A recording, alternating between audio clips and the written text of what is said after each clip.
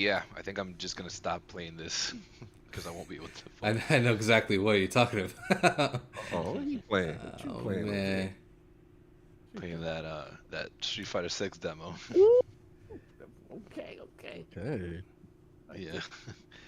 I haven't played a fighting game in years, so I'm not gonna be able to play this tutorial while I do the podcast. Yeah, you gotta focus for that. Hmm. All right, let me check sound and everything, and then we could be good to go once Soul finishes his business on the YouTube studio. Let me check Okay. it out real quick. And then also make sure that you sent the tweet out. Yeah, let me know when that tweet's out. Yeah.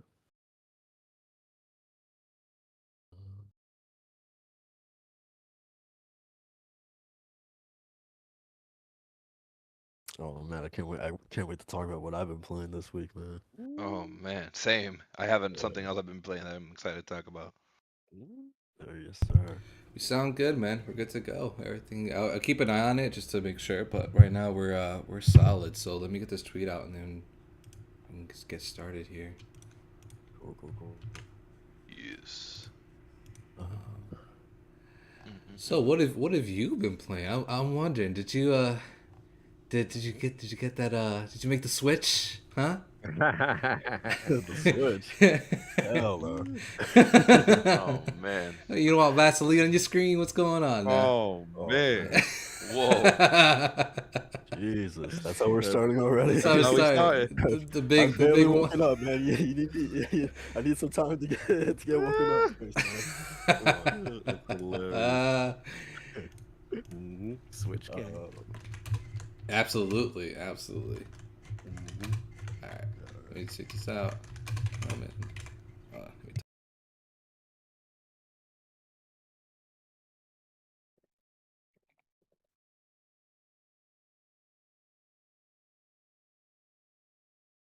Walter, you need to stop playing this. Oh man.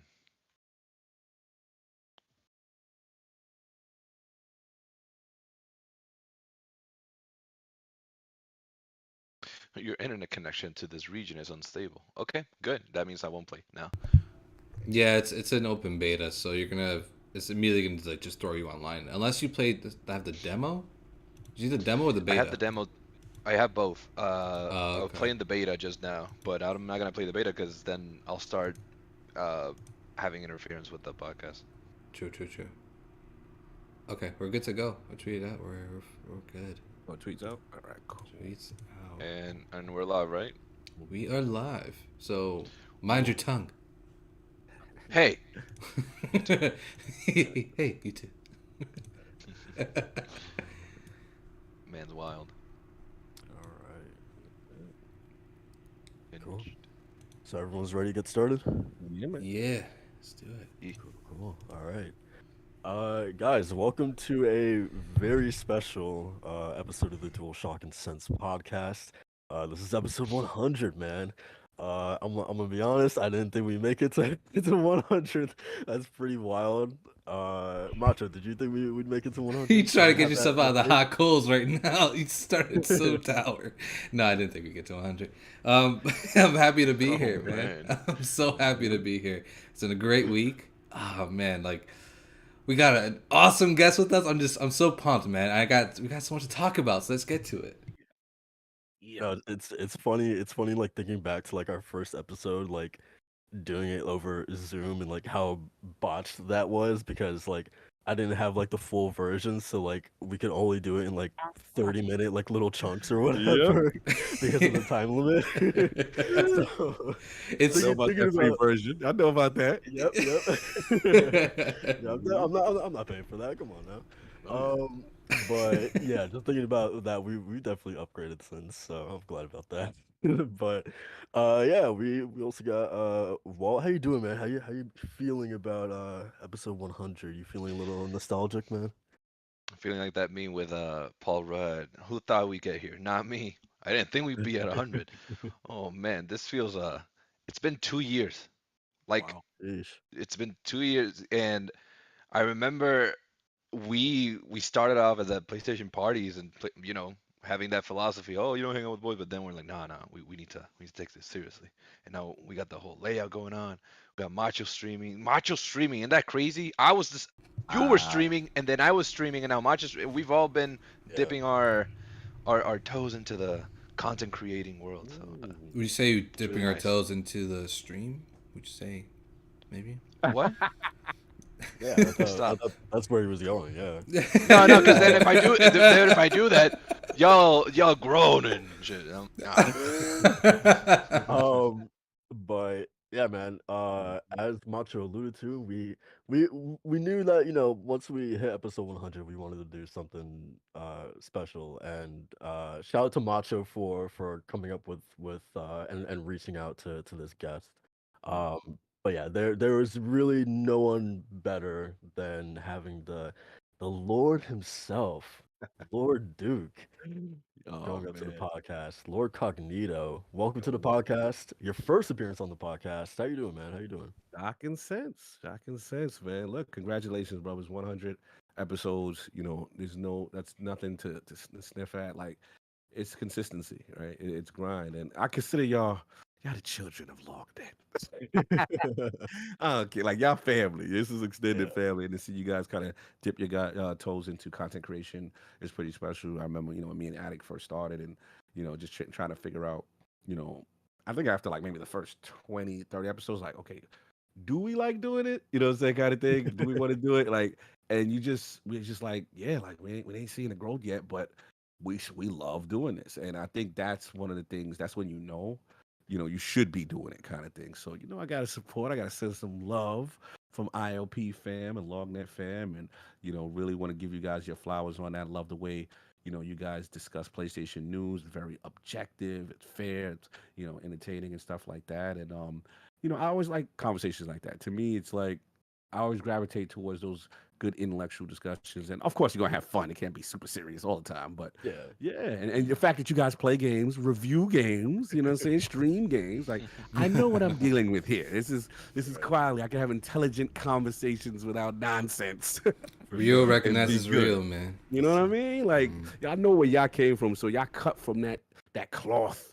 You know what Yeah. I'm saying? So yeah, this is good stuff, man. Congratulations, boy. Excited to be here. We got good week, a lot of news, right? A lot of stuff to Mhm. talk about. Yeah. Let's do it, man. Yeah, and just kind of like bouncing off of that point of us being children of Lognet, like that's why I think Macho was such a smart idea asking Cognito to join this specific podcast because like without Lognet, without you, I don't think like I would have met Macho, for instance, and he was like the first one I asked about like, hey, would you be down to like do a podcast, So like again, like without Lognet, I don't think DualShock and Sense would even exist, right? That relationship wouldn't have been there. So yeah, that's why like you having on this podcast specifically makes like just so much sense. Yeah, it's super dope, man. And it comes full circle. I want to shout out Josh as well. When you Yeah. guys decided to, come together and form a podcast, and we were like, hey, let's do what we can to try to promote on the site and stuff like that. You guys were like the first, really, outside of ILP to have the podcast like on the site. So I thought that was dope. And then shout out to Macho, man. Like this man, I got so much respect for you, bro. Like this man did not Oh really man. know us from Adam, and like literally PAX East, you know, he's green. He's like, yo, I'm ready. Like, let's go. And we go out there, we're interviewing devs, we talking to Square Enix. He's freestyling on the show floor. It was really cool to see his work ethic. And shout out to you. I never gave you this. I gave it to you behind the scenes, but Oh man. this man is literally responsible for one of our bucket list interviews, which is Platinum Games. And I remember like, how are we gonna handle this translation situation? And Macho like calls me. He's like, "Bro, I got you. I've done this. I got the program." And I'm like, and to this day, like a lot of people hit me up still about that interview and be like, "Yo, the way you guys transcribed it." And actually, a lot, even Platinum themselves, still contact. Oh I wow. forgot Oh they said, nice. one of the reps hit me up maybe last year and was like, I was like, hold on, I remember you guys. He's like, yeah, you guys were our best interview that day. And I was Oh like, man. yo, Kamiya-san who blocks everybody, you know what I'm saying? And, like, bro, like that, we made it, bro. So salute to you, man. That was those are some moments, man. And it's cool to see you guys continue your journey and growth in content creation. No, I appreciate it, man. Like it was a highlight to want to have you on the podcast, and as Jay already said before that it just made so much sense having you be a part of 100. And during that time too, I mean, I never really told you this, but like I always saw you as a mentor, and as some to aspire to, like the generosity and kindness and professionalism and just the overall vibe you give whenever you're doing a podcast or you're just interacting with people on a normal day-to-day basis is quite inspiring. So Brother, thank you give off a kind of energy that no one other people give, and it's like tenfold on the Iron Lords because you have so many other personalities on there like King and Attic and Sal that just bring it out even more. But I'm just really pumped excited to have you part of our group here for this time being, and to really solidify that, yeah, like the Lord Cognito joined our podcast, and he's a goat, man. That's what I'm saying. Like I say, you're like a mentor to me, so it's a I dream come appreciate true. it, brother. And I want to shout out Mr. White here and Soul, contributors, outstanding articles and stuff. So, look, man, it's family. It's family. And one thing, that's kind of was the ethos of Log Deck. Like, Yeah. to give people shots that needed voices, and the talent speaks for itself. All of you guys, all of you are super talented. So I'm here to support. And when you guys blow up and get big, don't get too Hollywood. Remember, Cog help y'all out. You know what I'm saying? Just don't forget me. When I get Of old, and y'all course. guys are the stars. You know what I'm saying? Remember, Cog Oh gave you a shot. man. Of course, we got you. I appreciate it. But yeah, man, again, thank you for joining the podcast today. Like we alluded to earlier, we have some really good topics. Some news actually happened this week. Ooh. Yeah, I don't know if you've been feeling the same way on your side of things with your podcast, Cog, but like for the Mhm. longest time this year, it felt like nothing was happening. And then like I don't know, the last 2 months or so, it feels like okay, now things are starting to like ramp up. Now we actually have things to talk about. Oh yeah. Oh Yeah, yeah. so very excited for that. Want to remind everyone to go ahead and like the podcast, share it out, consider subscribing, all that good stuff. We do have a Lord in the podcast on the panel, so please, go ahead and like it. Um, we are going to start off by talking about the games that we've been playing this past week. Ooh. Um, Cognito, you're our Ooh. guest. Why don't you start off, man? What have you been playing? Yeah, this guy, man. I'm, trying to save princesses and mess around, Yes, in the sir. world. And Yes, sir. yeah, I finally got a chance. It's been such a hectic week, so I've been playing primarily in portable mode for Tears of the Kingdom. You know what I'm saying? And I've been trying. I've been sneaking it in because I've been so busy. Like I haven't had the time to really, divest. But man, one thing about Zelda that once you turn it on, it's just there's nothing better than that sense of adventure. Hmm. Like, what's that over there? Okay, if I use this, and then this has to be one of the most creative sandboxes I've ever seen. Like the tools at your disposal, the Hmm. creativity to solve problems and come up with your own way of method. And sometimes it's the simplest thing that can get you, but you don't have to overthink it. And the fact that the game allows you that. And then I think my main thing, and I was speaking to Attic about it, is that I really I like the fact that the story beats are there. About the civilization before, what's Yes. going on. Like that was the only thing I've always challenged Nintendo. Like, come on, Nintendo. I know you guys could do kind of storytelling, and to see that being done as well, they're checking off boxes. So yeah, Tears of the Kingdom, been rocking that. Obviously, I know I'm a big Midnight Suns guy.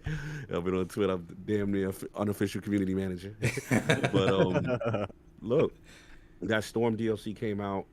Generally with each of the DLCs, they've been really good. They're about 3 or 4 missions. They're short, and you get some backstory with the character as you form the relationship during their specific missions.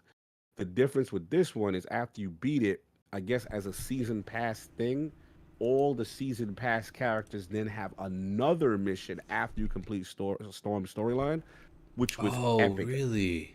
Oh yeah, the season pass is completely worth it because not Nice. only is the content something separate, it is actually doesn't involve the hunter, and it utilizes all of them together in this final boss like setup, couple of levels, and it's extremely tough. So it's for the veteran people who really have powerful card decks, good synergies. Because I was sitting there like, damn, I might lose this. This is really challenging. Like this, yeah. So yeah, I highly recommend getting the season pass, and hopefully they continue to give more content because this game deserves way more recognition than it got. And then there's one more game that I wish I could talk about.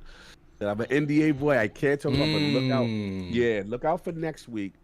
There's something coming on the smaller side, but I will just say that it really surprised me how much I am loving this title that I can't talk about next week. So yeah, that's what those are the games I've been playing. Okay. Really quickly about Midnight Suns. Yes.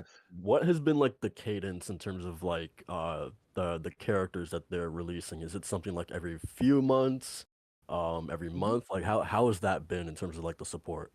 It's been there. It's been like the season pass. If I had to guess, it feels like every 2 months or so because it was like Okay. Deadpool, Morbius, Venom. Venom No, was Deadpool, dope. Venom. Venom Yeah, was Venom was really yeah. good. I liked it. Yeah, I liked his cadence there. And then I believe it ended up with Storm. But yeah, it's been cool. And the interesting thing is the community managers recently stated like, oh, season 1. It's the first time I ever heard season 1 verbiage. Okay. So I'm like, And then the last thing is if you look at your character screen, there's still one box available for a character to be filled out. So who knows what they do? I know obviously the game didn't do critically well commercially initially, and then they discounted it, but I do think this is gonna have a long tail because people once they give it a shot, they really start to get into the Macho. I see you, rocking and rolling out there. I was just saying, I'm in that bag too. I'm in that bag too, man. It's really cool. I was on the podcast a couple times just how dope it is, and it's so easy to sink so much time into it, and it's just really cool. I gotta do the Storm stuff, but yeah, you're right. You were right. Kyle was right. Hers is amazing. Hers is actually one of the best. I can't wait for you to try that. Let me know what you think. Dope. Awesome. Macho, why don't you take the reins? Tell the good people what you've been playing. Yeah, man. So I went in deep, fellas. Tears of the Kingdom is. So I gotta make a formal apology to Mighty Keith. That Friday he was like, "Yo, it's probably one of the best games I ever played." This is probably one of the best games I ever played, fellas. I ain't gonna hold you, man. It's so weird. I got FOMO while still playing the game because I was fear missing out on the Zelda controller, the Zelda Collector's Edition. So Best Buy overnight hooked the boy up, and I was able to snag both of those yesterday. Yeah, I spent money even after I bought the game. That's crazy, right? That's how much I love this game. It speaks to what Cog was saying about like the sense of adventure, and every time I boot this game up, it's like magic, man. Honestly, I feel like a kid again playing this game. And again, you said it before as well, Cog. Just the story beats are so dope. They're so cool. Like, so the way you actually get sort of like background cutscenes from this game is that you actually you explore the world obviously, but once you get to a tower, they just shoot you straight up into the air and you skydive down. And you're able to see different geoglyphs across the map, and you're supposed to be looking out for like a tier on these glyphs. And once you actually land on the ground and go to that tier, you get the background cutscene, and they are just so cool, man. It's like a good 2 to 5 minute cutscene, really breaking down the background of where's Zelda, what's happening to her, a little more context into the world, and a little bit of Ganondorf too. So like they're like legit cutscenes. They don't waste your time. It's not like you see Zelda go and pick up like a lamp or something. She's reading a book. Nah, it's like context and background of like what she's doing, where she needs help, like all this kind of stuff. So it's a really dope game, man. I love it so much. It's I'll just say 5v16 has competition. 5v16 has competition for me. So that's all I'll say. So I'll say to you. That's all I'll say to you. So switch to a Switch right now. Pull the Switch, man. Switch to Switch. I'm not gonna lie. Seeing some of the clips I'm seeing on Twitter got me sweating a little bit. It's got my mouse hovering over the purchase button. Yes, sir. Make it, man. It's the best parts of Elden Ring, but better. The best parts of Elden Ring, but better. And lastly, nothing really I've been playing, but just to switch a little bit and get to Walt for Tears of the Kingdom. I know he's been playing it. I've been so a little bit of my Disney nerd out here. I watched a little bit more of. I watched the classic Little Mermaid, the original animated version. Got into that, and that movie is such a classic, man. The only reason why I bring it up is because the live action is coming out next week. I have high hopes for it. I know people are clowning on it because of the visuals, or the case may be, but that girl Halle Bailey, her voice, man, is Chill. It's not relax. Chill. I can't get over it because like a few weeks ago they posted like the character posters. Oh yeah. They posted the character poster for Sebastian and then Flounder, right? And it's just like these are just regular fish. I know Flame messaged me. He was like, "Why is a seagull holding a fork?" I'm like, "It's relevant. It's relevant to the story. All right, it's relevant to the story." I mean, yeah, I know the visuals are one thing, but just Halle Bailey's voice is like nothing I feel like I've heard before, and it's so crazy. He said, "Relax." Well, do you know a better singer, Walt? Do you know a better singer? Are you gonna say you in the shower? Is that what you're gonna say? Hey yo. Are you saying you're singing "Part of Your World" better than Halle Bailey in the shower? Huh? Nah, I will say I saw the live performance she did. She's amazing. No, yeah. She's No, truly. It's so weird because "Part of Your World" is such like an iconic want song in like those movies, those kind of movies, and how do you match Jodie Benson, right? But Halle Bailey just adds like something else to it that just makes it her own, but something so iconic. So I had to rewatch the original, and I loved it. It's still a classic in my eyes. Still, like, what a kickoff to like the Renaissance era of Disney. And also, real quick, happy belated birthday to Howard Ashman. He's the lyricist for Little Mermaid and Aladdin and Beauty and the Beast. So basically, he's the one that kicked off like that whole Renaissance era for Disney back then in the late '80s, early '90s. His birthday's on the 17th, and he died like right before Beauty and the Beast premiered because of he died from AIDS. So he has a beautiful documentary on Disney Plus. Everyone wants to know more and more background about him and sort of his work and his contributions, his ginormous contributions to like those movies. So definitely check it out if you're interested. But yeah, that's all I've been doing this past week. Tears of the Kingdom and Little Mermaid. It's all for me. Nice. Walt, what about you, man? Tears of the Kingdom as well. Tears of the Kingdom, my boy. Oh man, that game got me tweaking. It's so good. That game. Last night it was like 1 a.m. I had just what was it? I was watching a podcast, and I was like, let me play like 20 minutes of Tears of the Kingdom. Which these are lies. Once you start, it is hard to stop because it's not that there's an objective that you so want to do. It's that you're like, you know what? Let me check these ruins. Oh wow, there's a device here. Oh wow, I can go up into the sky with this device. Let me try and put these rockets on this platform. Oh, now I'm on this platform in the sky. Oh, and I can actually go to, and then you just keep going, and you keep going. I got to the point where I don't know how I ended up. I started in the depths, and I ended up in the sky all in one session. I don't know what led to the other. But that's how I ended my night. It was like 3 a.m. So I spent 2 hours, not 20 minutes, playing Tears of the Kingdom last night. That's why I've been playing the most. And I mean, I agree with everything that's been said about it. It by every stretch of the imagination improved upon Breath of the Wild so much. And the only thing stopping this game from achieving its full glory is the Switch.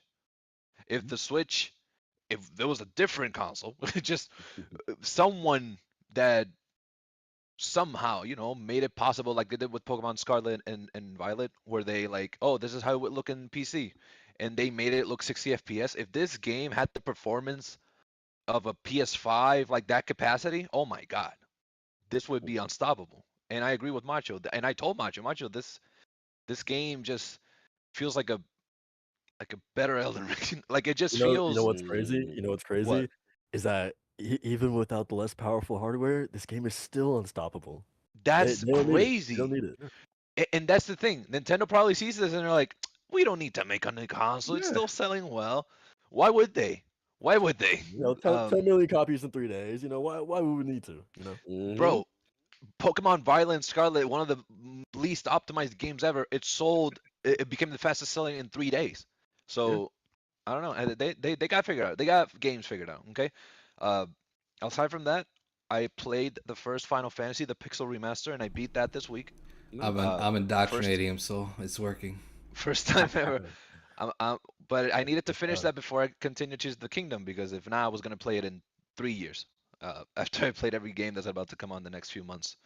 Um, but other than that, man, the game that I've been hooked on every night with my best friend from Puerto Rico is Outlast Trials.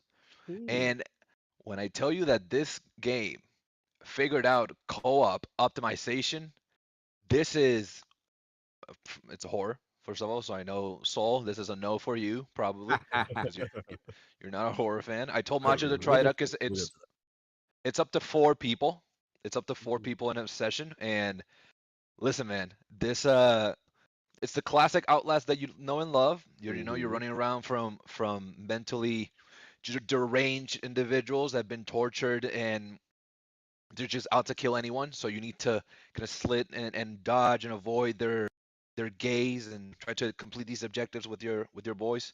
Uh, so far, there's only 3 missions and one final mission, and essentially how they're putting it is that with time they're gonna keep releasing more stages as they go. So the whole premise of the game is you've been selected, you volunteer to uh be in these experiments. The whole like MK Ultra thing where you had agencies trying to find out how to do mind control and all these things.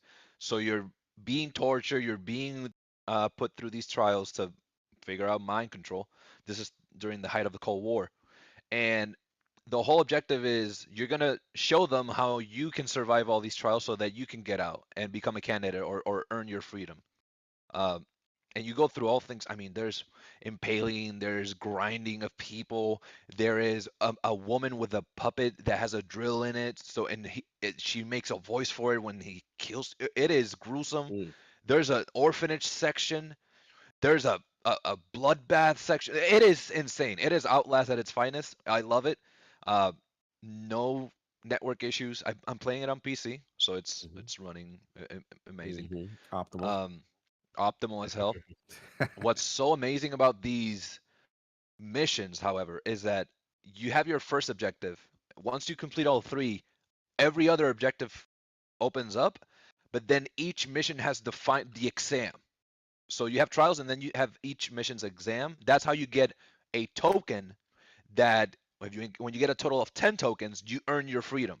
And there's a little counter above the exit that says X amount have been reborn. So that tells you how many people in the world have beaten the trials. And as of last night, it was like 200. Only 200 people have been able to beat the trials. Because when I tell you that those exams are tough, they are excruciating tough to the point where you need to forget that the world exists and only this game exists. It's like It's like when you get with your boys for the weekend for the raid, and you're gonna do it on the hardest difficulty, and you're like, all right, guys, everyone do their piece, everyone get their snacks. Yep. We're gonna be here for the next 6 hours trying to figure this out. I guess. And it's trials, man. It is tough. It is, but I love it. I'm a masochist. I love hard games like that, and That's dope. I'm a fan of the franchise. So I'd say that somehow it topped the other 3 in terms of fucked upness at times, but never that one scene in Outlast 2, which I won't talk about because it's too much for the podcast. But yeah, man, that's Nice. I've been playing Zelda and Outlast, so very different games. Very different. So to kind of cleanse the Zelda, I was Oh man. you know, had to wash it off a little bit. He said to wash out the Vaseline. That's Messy, wild. messy. Whoa. No, okay, okay. Yeah, I've been playing 2 games that I've been like absolutely obsessed with.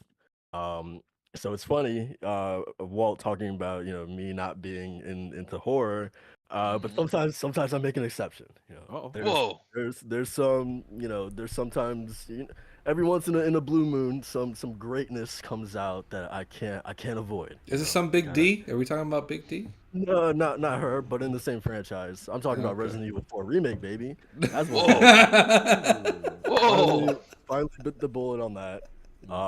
And I've been playing it nonstop, man. It is like what a game. Um, BB'd.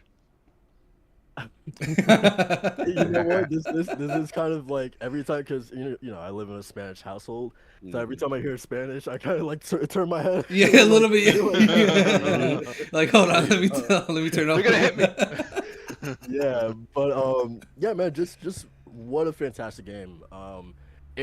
Again, it says a lot that like I'm not that big into horror, and by horror I mean, and by not being big into horror, I mean I get scared easily. Is what I mean by that.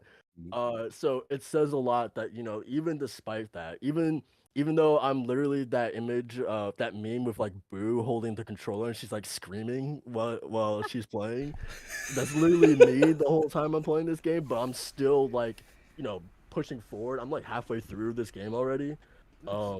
Wow. And yeah, it's just fantastic. I can't put it down. I think my major complaint with it though is just Leon's movement. Because as you guys know, unlike something like a Resident Evil 2, where that game feels a lot more intimate in the sense of like you're probably going up against like in any given situation like 1 to 2 zombies, like 3 at the most. Like they don't bombard you with zombies like they do in this game. There are some segments where like it feels like I'm fighting like 10 at the same time, and it's just like in tight little spaces as well too. And it's just like Leon just like can't handle those situations. Like it is not made for that. So that's when to me I have my biggest issues because it's just like let me just not even a dodge roll, but just let me like shimmy to the left or something like that. Like let me be able to dodge some of these attacks. The But knife you're able to parry, dodge, no? With no, X? no, no. You have like the knife parry, which is cool. But yeah, there's just sometimes, and then like I feel like the sprint is not really a sprint. It's a slow jog as well. So it needs something like a But dodge button from like The Last of Us 2. that's exactly what I mean. Something like that I think would be awesome for this. But because yeah, I was playing a segment last night where you're being attacked by these 2 chainsaw ladies, and then like on top of that, this door that I thought was locked burst open, and then like goddamn 8 zombies go through this door. So I'm in this tight little like bedroom fighting 2 chainsaw old ladies on top of 8 zombies that are already coming through. Hey. And then if you already remember from the original game, that segment where you're with Luis and you're stuck in this house and you have to like board up the windows, push Yeah. bookcases up against the windows, and you have to like hold your ground in this house against Yeah. all these multiple zombies that are coming through. Like again, that is so chaotic because again, you're being bombarded with so many zombies in a tight little space, and your movement just like is not suited for situations like this. And again, like that wasn't an issue with Resident Evil 2 because you were only fighting so many, but even besides that, it's fantastic. Ashley is so much better in this version. Um, yeah, she like literally within like her introduction, she already feels much more of a character than she ever did in the original game. She wasn't. That's the thing. In the original, she wasn't. Yeah. So they did a great job with her so far. There have been situations. It gets I don't know how you guys feel about in general like the whole like protecting the like you have another character with you and you have to like protect her. There are some cases where she literally gets picked up and like taken and then it's like oh god, now I have to go save her in the middle of like a combat situation. Those moments can be annoying. There are times where like I'm sneaking through this very tense situation, everything's quiet, and then like for whatever reason, I turn to my right, she's like right in my face. I'm like Jesus Christ, like she has scared me like multiple times. But yeah, man, RE4 is fantastic. I'm adoring it. The other game that, and this is kind of a carryover from last podcast that and Kyle, you might like this one. Oh, Um, I've been obsessed with something like 41 hours into Wasteland 3, man. Ooh, Uh, that's good. I don't know, like in your circles, Cog, Mm, because this game is incredible. Have you mhm. been hearing that as well in your circles? Because I feel like Yeah. everyone talks about like, for the upcoming Xbox showcase, like obviously everyone's excited for Hellblade to see Fable, Mhm. possibly Perfect Dark, whatnot. But I'm like, in Exile, man, like Oh, like okay. people should be like keeping their eye on this team because this is my first in Exile game, but Mhm. I've been blown away. This game is incredible. So like have you kind of been seeing that too? Just like in Exile love as well? Yeah, like they have tremendous industry respect, and for those who are who came with the Wasteland series before, I was late to the series, and when I was playing that game, me and Attic was streaming it, and the fact first it was turn based, so I was already Yeah. immediately going to gravitate and see what was Yeah. going on. But it was the writing and the choices, and kind of rare for a co-op to be implemented in a game like that, and it was actually well done. I don't know if you ever tried that too, but Oh, he'll no, that never. game. He'll never. Oh yeah, he'll never. He's single player. He's like Saul. But it's like, but bro, like it is so well done. The choices, the consequence, and this team, I think out of all of them has so much potential for Xbox Game Studios. And I'm glad you said that because I'm in the same boat. I want to know if we see any of the projects that they're working on, like with Microsoft's budget, would be pretty outstanding. And this the guys that literally created the Fallout series. I mean, Yeah. like literally, like they have so much history. I'm glad you said that. They don't get enough love, and I always thought their acquisition was something that people are going to look at later and say, yeah, like kind of like what I'm starting to see now from Tango, where people like, okay, this Tango game works, and Yeah. see what's going on with Hi-Fi Rush, and obviously I liked Ghostwire. I thought it was underrated. You know what I'm saying? Obviously they Yes, had its sir. issues, but I like Ghostwire a lot. I played it. I'm like, man, this has potential. So I look at NXL as one of those under the radar that people are going to be talking about much later as one of the top studios. Yeah, I agree. I've been blown away by this game so far. Like Yeah, I it's like like your it. favorite game ever. Like yeah, like Divinity almost, but I mean, Ooh. I still will like Divinity a lot more, but For sure. I can say with certainty I like Wasteland 3 more than Pillars of Eternity. I can say that. And it's Ooh. funny, and it's funny because in Exile's first game, which was a Kickstarter, was Tides of Numenera, which is also tabletop inspired. Yes. So I love how the origins of these incredible RPG makers are in tabletop, because at the end of the day, that's kind of Yeah. like where true RPG started. Facts. So Facts. I'm excited now. I mean, I hear you talk about Wasteland, and me having played Divinity, I'm like, man, I might have to give this a shot.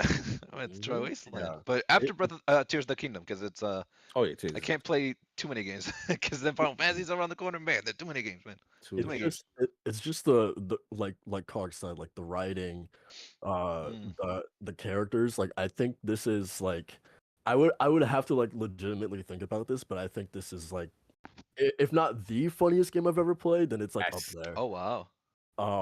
They're literally like one of the first encounters I had in this game is like you're fighting against this like rival gang. And the leader is like talking to you and he's making this big speech about how he's gonna kill you and whatnot. And like literally in the middle of his speech, he gets sniped. And it's like during a cutscene too. He gets sniped in the head and like his head like blows up. And then like one of his like gang members, like he's surrounded by like all his men and whatnot, and then like it just turns to his gang member and everyone has a really thick country accent in this world, and one of his like subordinates is like, holy shit, they killed Jorsey. it's just Oh yeah. it's Oh just yeah. some of the funniest dialogue. I was with this little like robot community the other day. It's like literally this airport that's like overrun by like sentient like little robots, and they're all weird and strange characters and all interesting to talk to. And I Man, walk over and I see this little like circle of robots surrounding this turtle who's like flipped on his back. And I'm like, what the heck is going on here? So like I walk up to it and it's like all these robots just confused, like watching this turtle, waiting for him to like kind of like flip over or whatever. And I walk up to the turtle and I put him back like on his stomach, but he's like Mm. long dead. And then like the robots are like analysis. The turtle, even when flipped on its stomach, still isn't moving or something like that. Like it's just like little encounters like that, and like they're honestly just like sitting there waiting for him to like move. And it's just like it's sad, but it's also like really funny. Hmm. I don't know. Like I could go on with like the crazy, weird, funny Yes. encounters I had in Sadistic humor game. too. Yeah, very Yeah, sadistic, hilarious. absolutely. Man. Yeah, it's Soul's fantastic. talking like he was there. Talking like Yeah, you were like you traveled there.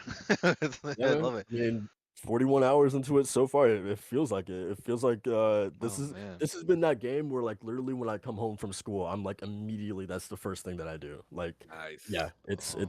it's I awesome. love those. I love that kind of game. Um, but yeah, man, that's Wasteland 3 and Resident Evil 4, man.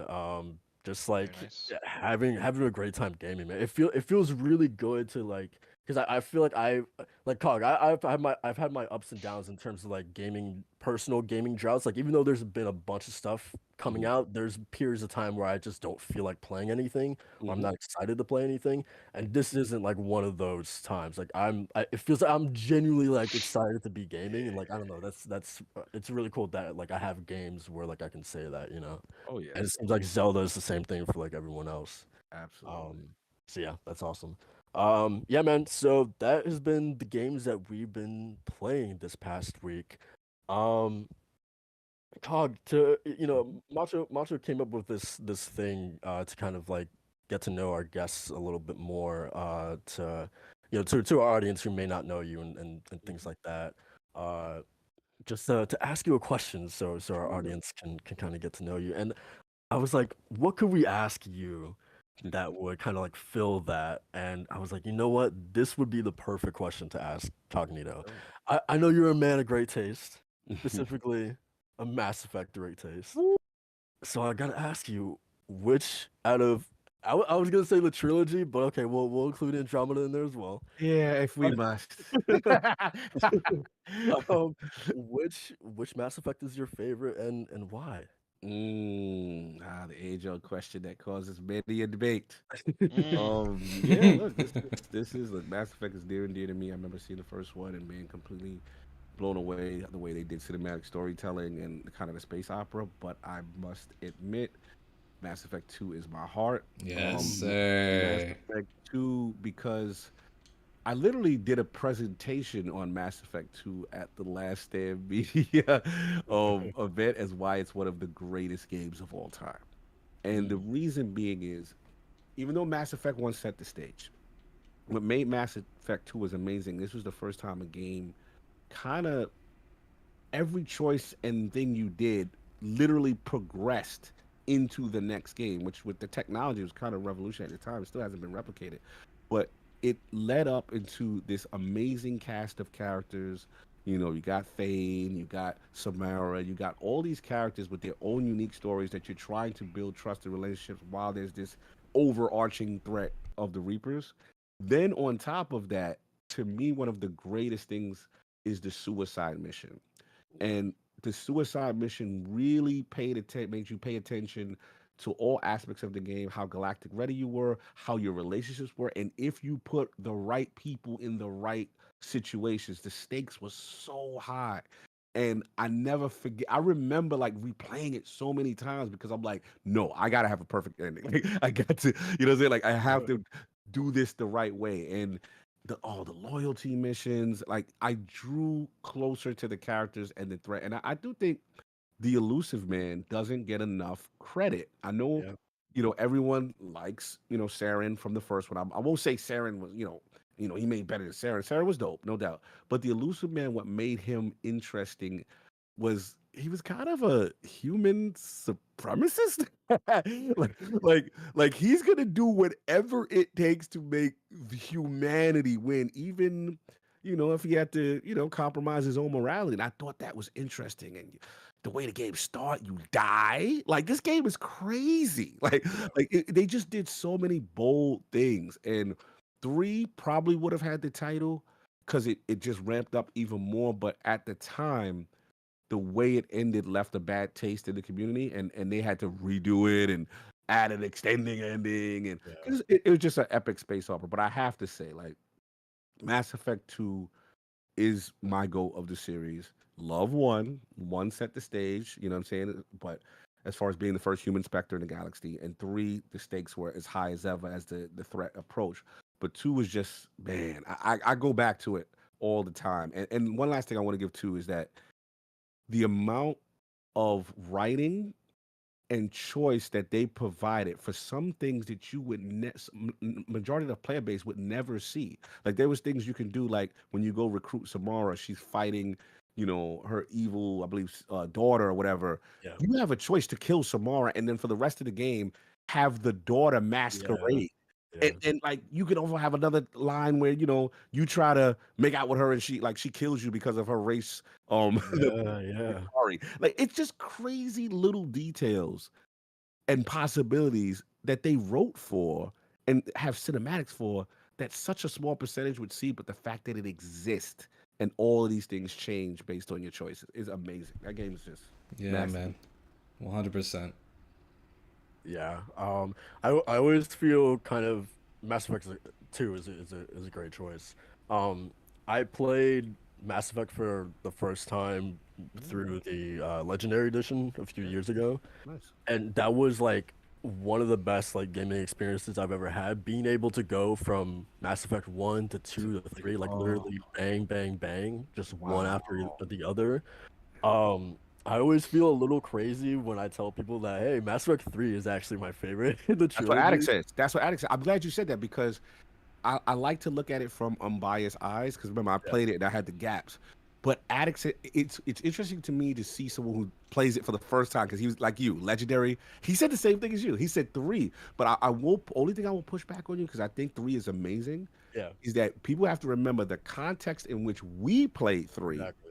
You guys are getting the Yeah, super deluxe. Everything's cleaned up narratively. They do all these extra things, All the and now DLC and all that. now it stands out even more. So I don't get mad at the Mass Effect 3 guys because I'm like, you know what? I see where you're coming from, especially now with the Legendary Collection. Sorry to interrupt you. no, you're good. And like, I also think like I understand because like everyone's playthrough can be so different with that game. Of course, like Oh depending yeah. on what decisions you make and whatnot. And I feel like the reason one of the reasons I like that game so much is because of the specific reason or choices and outcomes that happened to me. So of course, the ending with the whole um uh Geth storyline Mm-hmm. and Legion and how that thing whole played out. The Krogan storyline, with the Genophage. Genophage, right, and Woo. how that ended. Like I got essentially all the good endings for like all those major Mm-hmm. story beats or whatever. So like I feel like all those moments hit so hard because I got like the quote unquote like Mm-hmm. paragon choices with those Mm-hmm. being able to tell the Quarians, to stand down, Oh man. that moment, or curing the genophage, right? That as Mm-hmm. well, right? So like because I had those specific outcomes, I feel like that's why it plays into me liking Mass Effect 3 so much. But I could totally understand if someone got the bad endings for those specific moments, why that could sort of like shape maybe why they don't like that game as Mm-hmm. much.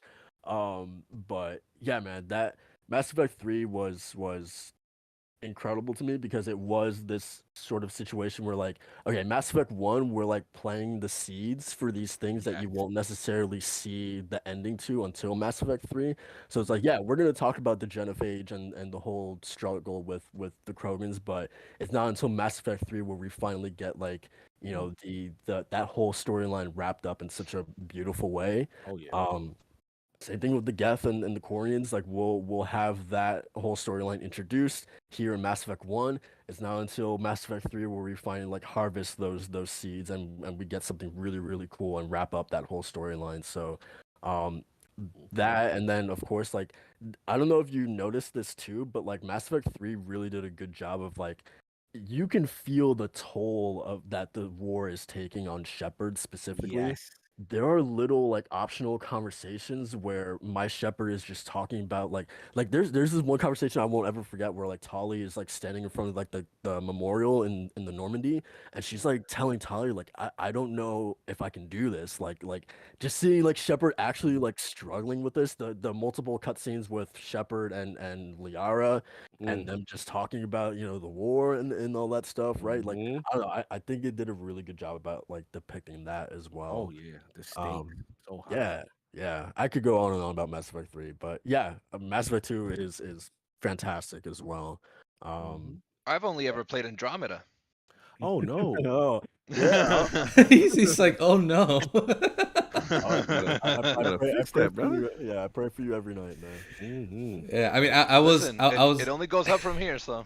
I, I was kind of in that camp where the cog is. It's one of those things where like when you're in school or you're with your group or something, and people are just talking about that one game, right? And you sort of get hyped for it. People were talking about Mass Effect 3. This was back when I was like a high school, maybe I was like a sophomore or freshman. People were talking about Mass Effect 3, and I was behind because I didn't have an Xbox 360 and we didn't get Mass Effect 1. So yeah, he said loser. I hate you. So every time on Mass Effect 3, so all right, well I gotta play 2. And I played 2, man. That was one of my most fun gaming weekends I've ever had. That I blasted through that game in just a weekend, man. A 30-40 hour RPG in just a weekend. It was worth it, man. Just because like that entire experience was like nothing I've had since like Kingdom Hearts 2, honestly. And for me, that's saying a lot because I'm a big Kingdom Hearts guy. But like, man, Oh, I that know. was yeah. But We know. that was something else. And then when We I know. played when I played 3, it was 3 was amazing too, man. I didn't have that much of like a big like problem with the ending. Like I got why people were like super mad about it, but overall, like I think it was like what you're saying. So like the moments in 3, even without playing 1, I was really taking into consideration and just sort of having like more of an empathy on that sort of Yes. take, and just like the final talks of your character. I'll never forget that. Oh yes, in 3, that those lead up talks. Man, Yeah, that's emotional. Right before the it was something else, man. That was Mhm. it got me back to that one weekend playing Mass Effect. Yeah. Oh, bro. Yeah, Space Yeah, opera, man. man. Space yeah, opera. for Mhm. sure. When To I mean, me, when I play Andromeda, it's like the best game ever. and like even Oh, well, the combat in Andromeda was better. I give you Yeah, that. yeah. Yeah. That's what um, I keep hearing. Always about gameplay, but the story and the characters, goddamn, they're pieces of clay with movement. Oh, that's when they went to Frostbite. They went away from Unreal. The technical issue. Don't get me started. Mm. Could have. What could have been? What could have what been? could have been? What could have been? I remember seeing those original E3 like 2014 trailers and being like, okay, I'm this only looks pretty nice. human. Yeah, I'm like, whoa. Um, but Macho brought up like those final kind of like goodbyes that you have with all Hmm. your teammates leading up to the final battle in 3, and like I remember like the one that you have with Joker on the Normandy before he drops you off on Earth as Yeah, well. yep. It's like he's piloting the ship, and then like he stops what he's doing. He gets up from his seat, and then he just like salutes you, and he tells you good luck, and then like Shepard gives him like a handshake instead. And it's like it's just moments like that. Like to me, Mass Effect 3 is like a prime example of like it has like the highest highs in the franchise, but also like the lowest lows. And that's not even including like the Citadel DLC as well, which Oh is like yeah. incredible, right? Um, so yeah, man, like, yeah, we could talk about this all day. I feel like, I think um, also to your point, real quick, I'm not big, I'm not involved and I haven't played those three, but I've heard from a friend that he's a huge fan. How now they've kind of changed the canonical ending of three leading up to four, and how it potentially could kind of make people think about three differently. Because a lot of Yes. people's gripes that I heard growing up was the supposed canonical ending and it being so underwhelming. Yes. Uh, so I mean, who knows? Whenever four decides to come around, Hmm. maybe by then you'll be like, "Oh man, three's not that bad." And then, yeah, I know. I've been here in the trenches defending it. No, you're Oh right. I man. saw some imagery that, yeah, from a canon standpoint, it would really justify 3 even more if yeah, they go Hmm. that route. So yeah, good point, good catch. interesting. Yeah, I'm curious to see how they're gonna handle Mass Effect 4 because like right now, it's not computing. I can't wrap my head around it. I don't know how they're gonna handle that and uh how it's gonna be a continuation. Because like there's I really respect stories, franchises, books, games, movies, whatever that have finality to them. So like I always respected three, and I know there's like a secret cutscene where like Shepard is apparently like seen like breathing in like the rubble or Yes, something like yes. that. Yep. Um, like I don't know. I always like when things have like a finality to them. So like I respected that they tried to do something new with Andromeda, but of course that just didn't work. So like I don't know. A part of me is like really curious to see like okay, how are you going to justify like Shepard possibly coming back in four? So Yeah. yeah, we're gonna have to Who wait. knows? We do But you see Liara in the trailer? So no, they live for thousands, hundreds of years. So maybe it's in the future. I don't know. mhm. Who knows? um, The story should be there. yeah, yeah, for sure. Mhm. So yeah, man. Like I said, we could talk about Mass Effect Oh, you already know. for forever. But Mm. yeah. So let's move into probably our biggest topic for this podcast, and that is our PlayStation Showcase predictions. Show is happening on yeah, the 24th. 24th. 24th. So yeah, let's see. They said it's going to be a combination of PS5, PSVR 2 games. It's going to run a little over an hour. And this is the one that everyone's been waiting for, man. We didn't have one last year. So yeah, I said this in the video that I made as soon as this was announced that like this definitely feels like that we've had the build up in the sense of like yeah we didn't have one last year. It feels like there's a lot of things they've been kind of like sitting on, a lot of things, a lot of studios that haven't really we don't know what they're working on, so now it feels like this is finally the time where we kind of get to know a lot of that stuff. Like a lot of our questions are finally going to be answered. So what we're going to do is kind of go around the panel. We Cog. So all of us have four predictions. The Mhm. fourth one, this is how we're gonna set it up. The fourth one is gonna be your long shot. The one Mm. that like Mm. it's like a 90% chance it's probably not gonna happen, but there's still a little hope, a little chance that maybe it could happen. It's the long shot. It's the out there. Mhm. It's your choice if you want to start with that one, go ahead. If you want to save that one for the end, yeah, it's Mhm. it's totally up to you. Oh, Um, okay. Cool. yeah, but that's how we're gonna set it up. And then after that, I got a little over or under little game that we can that we're gonna do after our predictions. Um, but yeah, so you know what? I'll kick things off with my first prediction. Let me pull it up here. World Um, premiere. World premiere. okay. So my first one is I think we are finally going to see That's No Moon's game. I don't know if anyone has seen this studio, but it's like supposedly they are a big blockbuster. They're set up in Santa Monica. This is the studio that was founded by Michael Mumbauer, who was like the head of PlayStation Studios Visual Arts. He left to go set up that studio with a bunch of former God of War, Last of Us, Destiny people. Like there's a ton of crazy talent at this studio. He's left, but that studio still has a ton of really, really good people there. They are working on a narrative-driven action adventure game in partnership with Smilegate. Smilegate makes me a little nervous, right? That's the Crossfire guys, if I'm not mistaken. Yeah. Uh, but yeah, man, I think this studio's been established for a few years now. Um, I feel like I don't think it's gonna be exclusive or anything like that, but I feel like it's time to finally see what that team is making.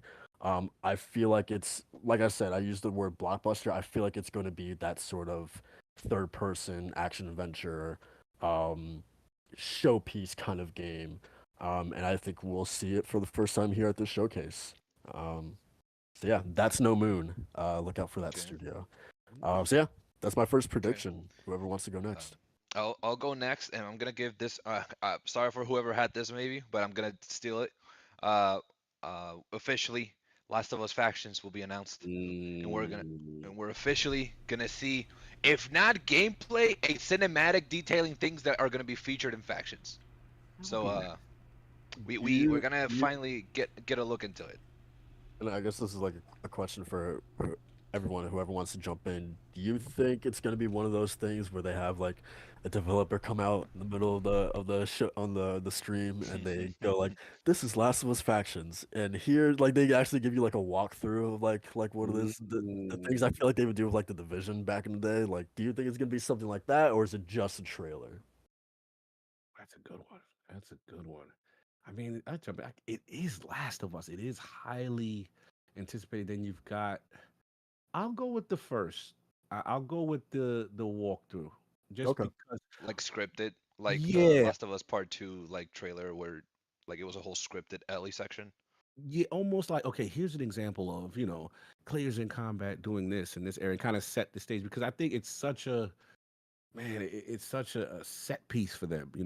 I'm just thinking about how much Last of Us really means to them. And again, I'm thinking about the show, so I think they may want to give it the treatment. You know what I mean, so to speak. Right. Even though it's multiplayer games don't usually kind of get that, but I think they might want to kind of really set the stage, from an instructional, from a gameplay standpoint of all the little things there. And they've been working on it for a while, so that's what Yeah. I'm going with. 'Cause I think they'll give it the treatment, but we'll see.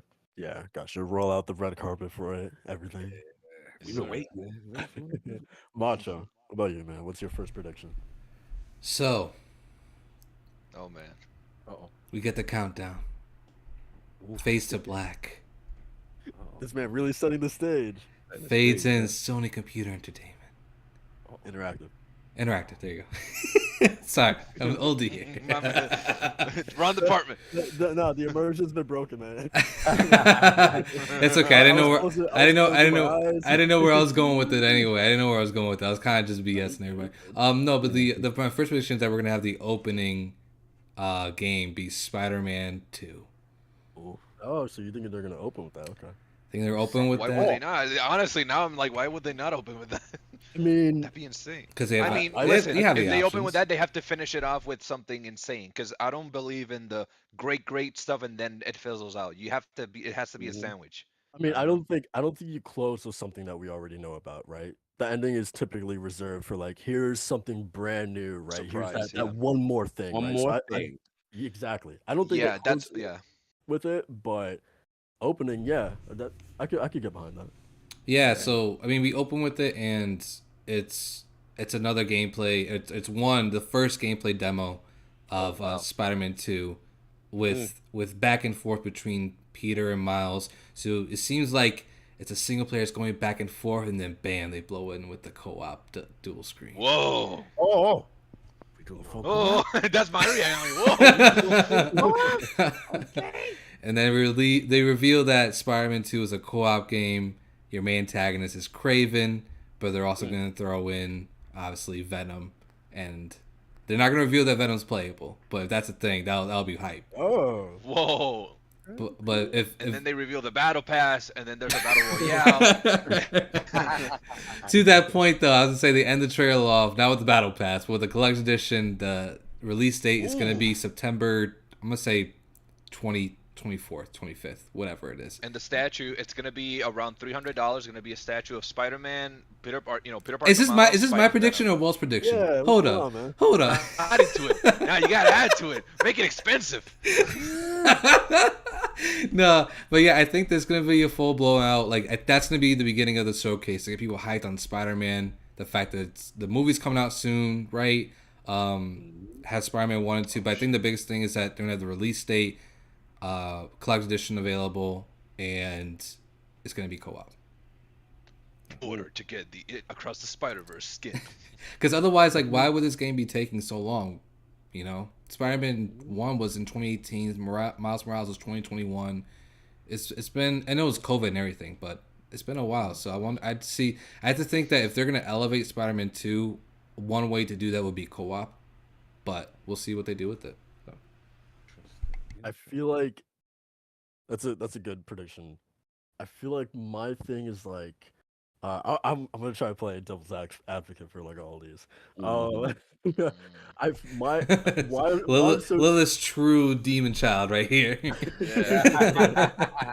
Son of hatred. Goddamn. I feel like my one reservation is that like you obviously people are gonna stay for the showcase, but like people won't. So like I feel like a lot of people are here, process like casuals for instance are Mhm. here because they just want to see Spider-Man 2, right? Casuals. So it's Yeah. like, do you tease them? Do you leave that sort of like in the middle so to make sure that they are still watching this thing, right? Because I my fear Mhm. is that like if you put it right at the beginning, it's like okay, people got their Spider-Man 2, okay, now we're out, you know? So Mhm. like yeah, I am curious about like if you put it a little bit later to kind of like avoid that. That my kind of like marketing brain is kind of like thinking Yeah. about that specifically, right? That makes The sense. Yeah. engagement specifically. Yeah. Um, Almost like a but build up. yeah, yeah. Mhm. Cognito, you're next. You got a Yo, lot of options here, man. So not an what are you going option. with? Taking things off the table, but I'm gonna actually go another direction. Okay, Might bore you guys, but I'm going this way. okay.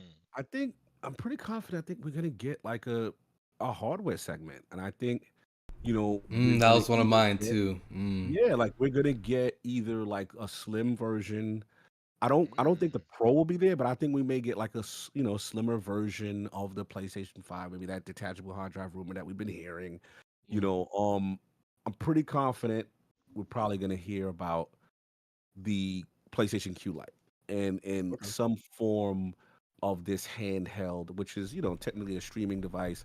I think they want to really kind of lean back into the remote play of the Vita days, but this is going to be like more of a dedicated, device that probably will have the functionality of, as much as I love the Vita, that's one of the GOAT handhelds.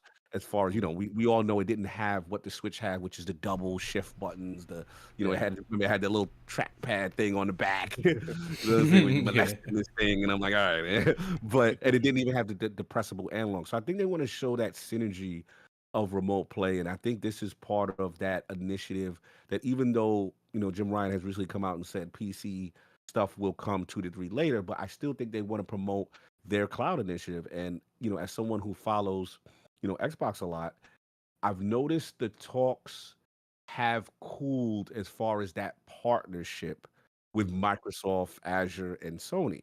And yeah. I think now, as a result of the Activision Blizzard King fiascos, I think that relationship has gotten icy, and I think Sony, whether it be Google or Amazon, which they've worked with in the past, I think are going to continue to flourish on their own and build up their own infrastructure. And I think this hardware initiative, especially the handheld, that's what I'm going out on. The handheld, I think we will see there, and they're going to say, hey, they're going to show like examples of, potentially, utilization, use cases, continuing your PlayStation 5 games on the go, that Right. kind of thing. So that's what I'm going with. I think we're going to have a hardware section where remote play in this handheld will kind of be featured.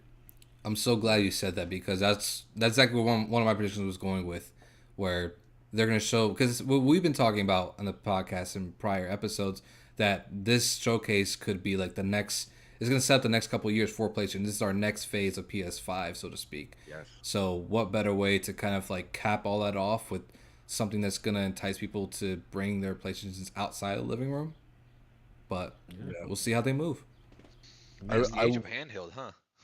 I wouldn't be surprised if they do something like that because like I feel like Sony does sometimes like every once in a while they will have like an announcement in there that's like not like gaming specific. Hmm. So like the showcase in 2021, they opened it with that like live action uh ad or whatever, and then the state of play. I think in September they had like the goddamn PlayStation Stars segment in there. So like I feel like they're like due for like like little outliers like that Hmm. in some of their shows. So yeah, I wouldn't be surprised if they did something like that for sure. Yeah, it's Um, not like they're foreign to handheld. Like it's one of the best handheld systems, at least in my experience, has been still the PSP. So Oh yeah. why would they not? Like I think that would be amazing. That would be because I feel like every console, every company except Sony has their equivalent of a console, whether that be through the Steam Deck with being able to have Game Pass or your phone having Mhm. the Switch, and Sony needs to get in that market, I guess. Mhm. I still have my Vita. I'll say, Mhm. OLED did it second. Vita did it first with the OLED Preach, display. So preach. you Still got my gotta bring Vita it right back here. somehow. Mm-hmm. Mm. All right. Walt, you You already still went, your right? second. Yeah, I Oh, went. okay. Yeah, Okay. yeah, I went. I was the second one. So now it's you. Your second prediction. You numbskull. Your Lord prediction have was just so mercy. forgettable that you just forgot you went. Oh damn. Yeah. Final Fantasy fraud. Close. Um. Okay. I feel like this is probably an obvious one. Um. Snoring. Cognito, this is probably gonna make your fellow defining Duke pretty pretty Uh, sad. I know where Pretty you sad. going. We are not gonna get an update on Knights of the Old Republic remake. Oh, Yeah.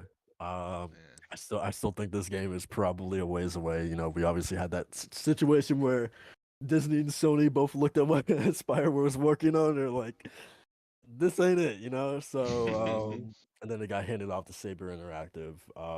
Yeah, this is one of those things when it was announced that I was super super excited for. I remember playing Knights of the Old Republic on the OG Xbox, and that was like one of the first like those kinds of games I've ever played. And it's just it's left like such a mark on me as a gamer. So like just the notion of it being remade with like modern graphics and like actual playable gameplay, you know, uh, it's exciting, you know. Um, and yeah, it just sucks that we're gonna have to wait a little bit longer for it. But yeah, I definitely don't think we're gonna see it in this showcase. Feels way too soon. But yeah, that's my second prediction. Nice. All right. My second prediction will be we're gonna get an official trailer for Like a Dragon. What was the name? The Man Who Raised His Name, which is I think the next entry in Kiryu's storyline. Yakuza Mhm. 8. Yakuza. So it's essentially eight, but then you have Yakuza because there's two eights. So there's the Man Who Raised His Name, then there's one that's Kiryu and Kasuga after that one. Mhm. So we're gonna get Like a Dragon Gaiden, which I think it's the name they gave it. We're gonna get an actual trailer of it, some story, maybe Mm. some little gameplay here and there. It's gonna be a wild trailer probably. It's gonna be a Mhm. hype as hell, as all Yakuza has Woo. trailers have been in the past. Oh So yeah. just I'm trying to stray away from because I always go way too wild with predictions in the past, and Yep. and Me too. and I'm and I'm glad that Soul, yeah, kind of like Soul mentioned at the end we're gonna do the long shot because all of these would have been long shots for me if it were up to me, but Mhm. gotta manifest reality. Do But yeah, we well, but do we get a release date on that? so if not a release date specifically, we're gonna get the year if it's not this year. So we're gonna get either 2024 if it's next year, or if it's this year, you're only gonna get the month, not the day yet. I'm Until gonna be honest. Oh, we're well, closer. maybe third parties may be a little bit different, but I'm gonna be honest. I don't think first party wise we're gonna get like much of any release dates. I don't even think they're gonna put a release date on Spider-Man 2 in this showcase Ooh, you think they're gonna because walk? Wait, you think they're gonna walk off without the? No, so yeah, come Wait, on, they gonna so walk off with no date? What they gonna say? They gonna just say fall? How they gonna flip it? okay. yeah. So if you My guys man's bringing that literally, Forbidden West here, energy. I got so many things to back this up. If you guys remember the September showcase in 2020, literally Mhm. the one right before the console launched, they showed off Spider-Man Miles Morales, Demon Souls, Mhm. all of these launch games. They didn't have release dates for those, even though those were coming with launch. We didn't know that those were like launch games, but it was even like seeing Demon Souls at that showcase. It was like there was no release date on that. And then we found out later that it's like, oh, after the showcase, they're like, oh, this thing is actually launching with the console. Spider-Man Miles Morales, they literally just kept saying holiday 2020 at the that Mm. showcase. They didn't say that. Oh no, it's launching with the console. They didn't say that until after the showcase. That's also Um, COVID too, though. I think COVID has some what do you implications mean? with that.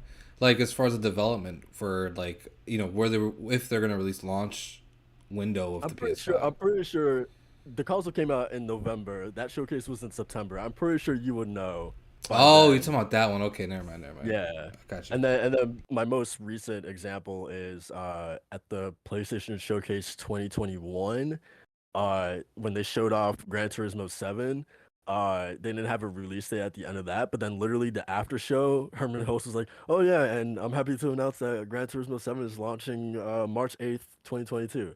So it's just like, why wasn't that release date like at the showcase when you showed the newest like gameplay trailer? So like I don't know. I feel like so what I'm trying to say is that I feel like you're not gonna see it at the showcase. I wouldn't be surprised if they do it after the showcase because for whatever reason they like announcing that in like a blog post. So like that's what I feel like. That's fair. Spider-Man 2 specifically, I think it's gonna be a God of War situation where they are going to for whatever reason, they are going to wait and wait and wait, and then maybe 2 months before September, then they give us a release date or something like that. I don't know.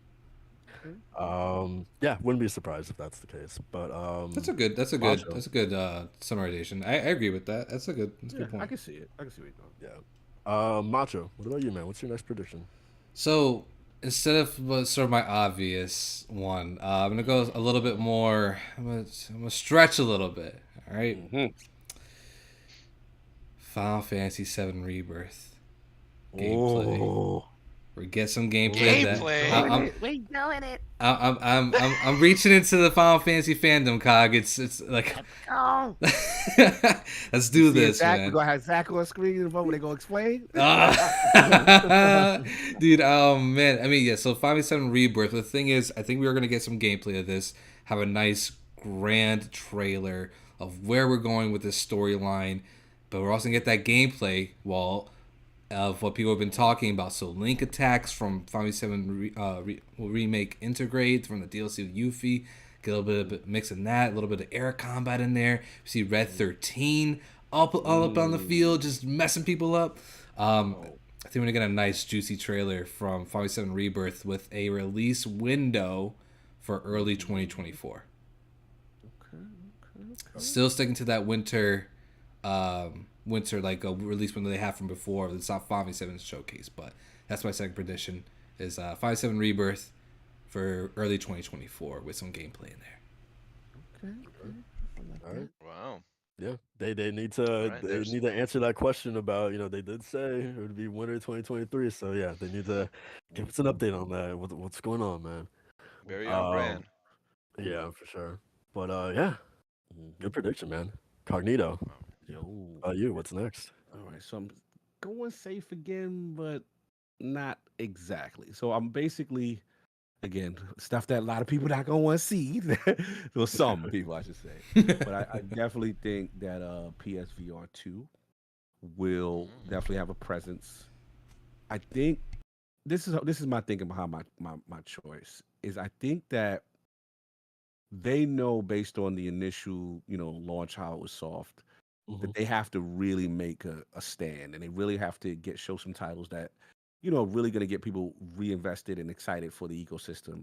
So I think you got to go get a Half-Life Alex. Yeah. I think you got to go get a really big title. That's a good one. That's going to be upgrade on, PlayStation hardware is going to be, at this point, the superior hardware right now, and showcase, okay, these are these type of experiences. So I expect a big presence of PSVR 2, as well as, I think that's the game, because they've already announced, I know people don't like to hear it, but B-Saber is huge. You know what I'm saying? But they already kind of announced that they have it. So it's like there's a dual prediction. Like you'll see that, but I think you have to have like an Alex to be like, okay, we are committed. We have one of the best VR experiences that's transformative on a device. Go check this out. And yeah, that's where I'm going with it, man. I think that launches this year, so that's my little pick with the VR section. That's a great prediction, honestly. People have been saying that since like that PSVR 2 showcase. That should have been there. Yeah. So you got to get people to believe in this. Yeah, and I think that's the big one for them. Yeah, for sure. It feels like a no-brainer, but at the same time, it's like, is it actually gonna happen? Gene said a firewall, shadow drop, lock it in. Shouts to you, Gene. Yeah, I think that game will 100% be at the show. The land of make believe.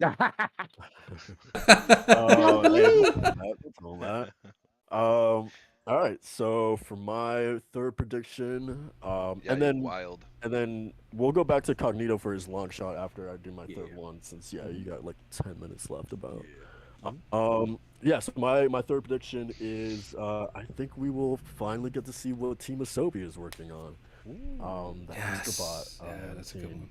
which yeah, man, I feel like their game is still to this day the best utilization of the DualSense. That game I feel like took a lot of people by surprise by just like how much of a it didn't feel just like a pack-in game, like it actually felt like a competent platformer, which is a genre that aside from Ratchet and Clank, PlayStation has kind of been lacking in. Um, so yeah, I think we get to see it, whatever they're working on next in the Astrobot franchise. We know that PlayStation wants to expand that character into like so it's more of a household name in like standing alongside the Kratos and the Aloys and Jin Sakai's and all of these Mm. plethora of characters that they have. They want him to be up there. Um, I think this is gonna be a far larger game. Um, an actual like uh man, like think of I don't know, just something on the veins of like obviously maybe not as great as like a Mario Galaxy, but just something on the veins of like something like that, where you're exploring all these different worlds. There's multiple levels within these worlds. And yeah, it just keeps that platforming quality that the last game had. And then this is probably gonna make Gene a little sad. But it's not gonna have a PSVR 2 component to it. It's specifically gonna be just PS5. Damn. I think it'd be really cool if it did have a PSVR 2 component to it, but um, I don't think it will. But yeah, that's That's my prediction. it's funny you say that comparing to Super Mario Galaxy. I was legit thinking about that earlier in the week. I was like, if we see Astrobot and it's on the vein of Mario Galaxy, that's gonna be a game changer. That was just the first game that popped into my mind. I'm not saying that it's gonna be Hey man, like hey man, like everyone has their that. inspirations, right? Breath of the Wild had Shadow of the Colossus before that game drops. So you know what I mean? Yeah, So and Elden Ring had Breath of the Wild, But yeah, man, I really do hope that we see them. It feels like it's been long enough, or maybe it hasn't been long enough. Maybe they're still cooking. They're not ready to show anything, but Let 'em I cook. I would be surprised if they're not at the showcase.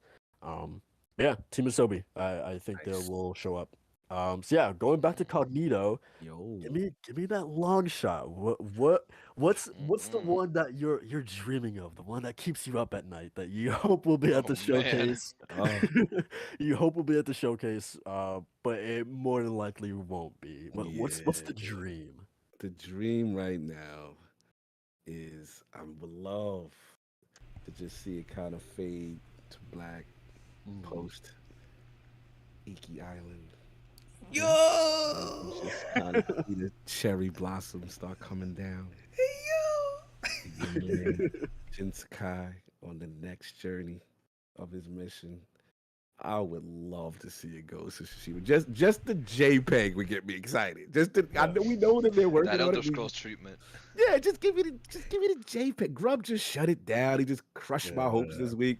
But it's just like, man, like, it's been time. We know you're doing a movie. Just throw a little JPEG up. Just let people know, it's coming. That would excite me. You know what I'm saying? yes, That's one of my favorites. Yeah, Macho knows how much yeah, I love man. that damn game. And it really surprised me. It really surprised me with the ending and the emotional weight of what happened. With his journey. DLC was fantastic. Completely underrated. What you call it mode? The legends and the Yeah.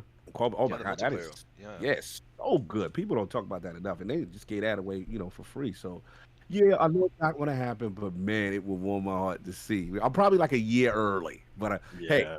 that's why I said just if you give me a little JPEG, I'll be all right, Sony. I'll be all right.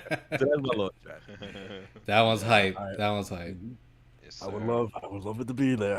I would Oh, love that. Yeah. yeah, that was Yeah, for sure. That would be really exciting, man. Just like to see like and like I do wonder like because there's like you would have to assume following history and stuff like that how the war moved up to like a different island I think yes. after this first battle. So like do you call it do you actually call it Ghost of Tsushima 2, or do you call it Ghost of wherever the next game is taking Ooh, place? You I see know, where you're going with it. I see where you're going with it. That's a good one. right? That's a good one. Yeah, Yeah. would they change the name associate like kind of like Horizon, right? It would be yeah. Yeah. I could see that. That could be a transition to whatever the next location is, as opposed to Ghost of Tsushima too, because Right. of the liberation of the island. Yeah. Yeah, for sure. Yeah. That'd be interesting, man. Man, it get me excited, man. Man. That's love that. Listen, man, I still had goosebumps when the first reveal and just seeing them walk and like I said, the grass, Oh, that was like just what epic. it was so good. And that's just the thing I try to tell the Xbox community. These games, you know what I'm saying? Like, look, I know you're like, you don't want to mimic, but it's like, bro, you can give me one. You can just give me one. Because that is what I'm talking about. Like it's something about that cinematic flair, that storytelling, the emotional beats, the betrayal, and then a character who was forced to struggle with his own morality versus of the traditional honorable way of doing things of the samurai to now like no, we have to fight the enemy way we can with stealth and all these ninjutsu tactics, and I love that story. It was just well told, so I cannot wait for the next installment of Ghost of Tsushima. It's the only PlayStation game, I'll be honest with you, I platinumed. like I don't Wow. platinum a lot of games, but like I Yeah. was like, no, I'm doing all of this. That one was worth That's it though because the what you get at the end with the extra outfit. that's so. Oh Yeah, it was worth yeah, it. yeah, I gotta ask before hmm you head out, yeah, Bungie. yeah. Do you think, because there's rumors are flying that they got hmm multiple things in the oven currently. Do you hmm think they show anything here, or do they kind of like Look, that's a um good one. save it for like their own sort of event that they do, or something? If they were to do something like that, what do you think? That's a good one. I think you're on the money. I think that look, Matter code the game's been codenamed Matter. Yeah, When we understand PvP hero shootery kind of a deal, we know it's been in development for a while. It is time. It is actually really time. That's a great one actually.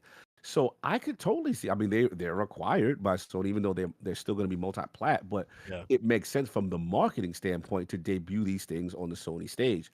I think you're onto something. I could totally see it because the timing lines up, bro. It really does. So, and here's the other thing: like in Destiny currently right now, the PvP state is you can tell it's been neglected because it's a live team that they really haven't been giving substantial updates.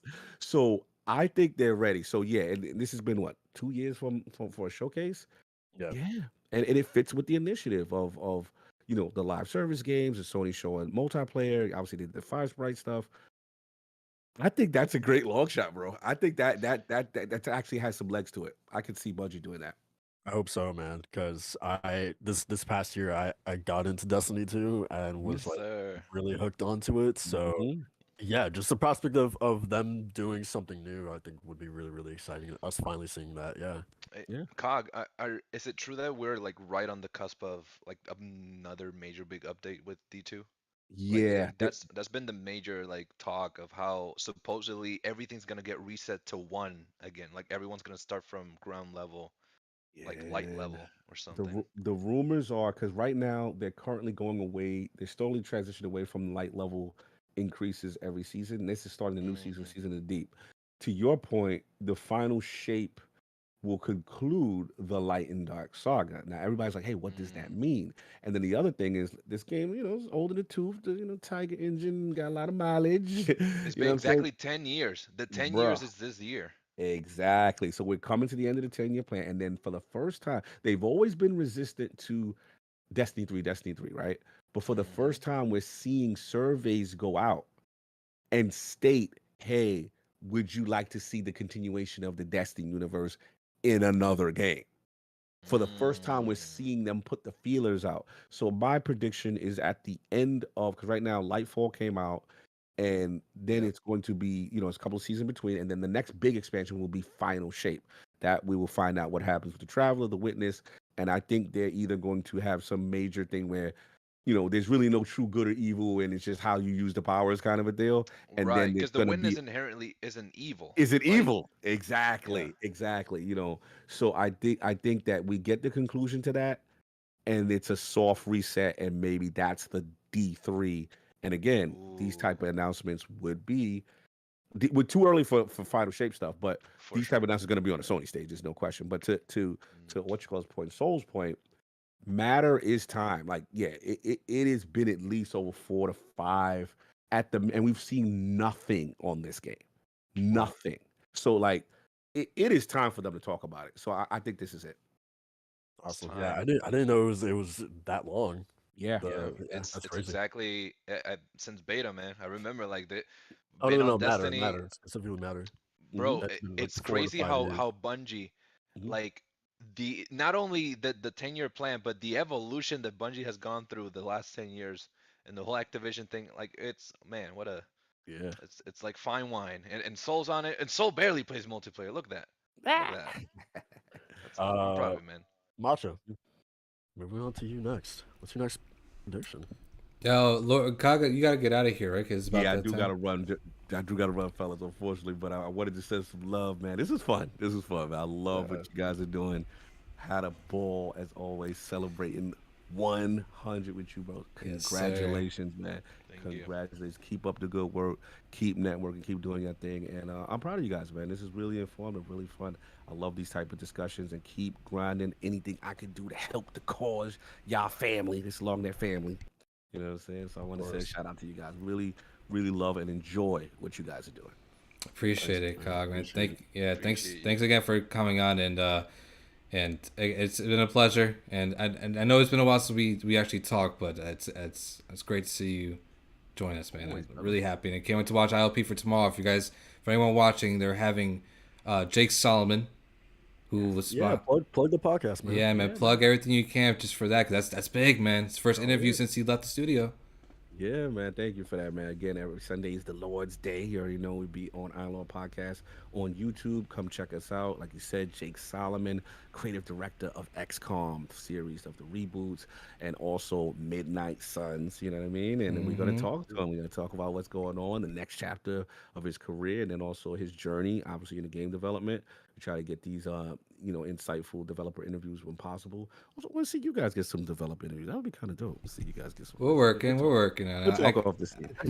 I got something in the Oh, you tuck got here. okay. I That's got a what I little want bit to of hear. something. That's what I wanted. I would love to hear you guys with the great knowledge of the Sony ecosystem and just games in general. Question, some devs and pick their brain. I think that would be dope for Shock and Sense. But yeah, check us out at 1 p.m. Eastern, and yeah, it's gonna be fun, man. I'm looking for. I'm a fanboy out. Like this is literally one of my gaming heroes. Like I got a pantheon. He's on the pantheon for me. So He's on the Mount watch me geek. Rushmore.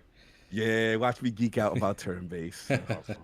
It's We'll gonna be have fun. all of Cognito's information in the description below. Yes, sir. So yeah, once again, thanks for joining, man. No doubt, Mr. White Soul, love Macho. You already know. I will Yes, catch up sir. with you, brothers. Enjoy. Have a good one. Peace See ya, out. Peace man. out. Peace. Okay, so we go back to Walt then. What's your next Wait, prediction, man? did Macho say his Yeah, his Macho. wild one? No, we go back to Walt though, because I think Walt was supposed to go right after you. So Oh wait, because I did my third one, and then we went to Cognito Mm-hmm. uh, for his wild shot. So you still haven't done your third one. okay. Right. So yeah, Uh, you go to yours. oh man, I was just thinking about Wild Shot though. That's the thing. I'll go with the Wild Shot right now, and I'll think of a more reasonable fourth one because this Wild Shot I can't get out of my brain since I put it in there. So can't get it Oh out. man. I mentioned you so for a reason. Uh, We get an announcement that I don't know who's gonna do it.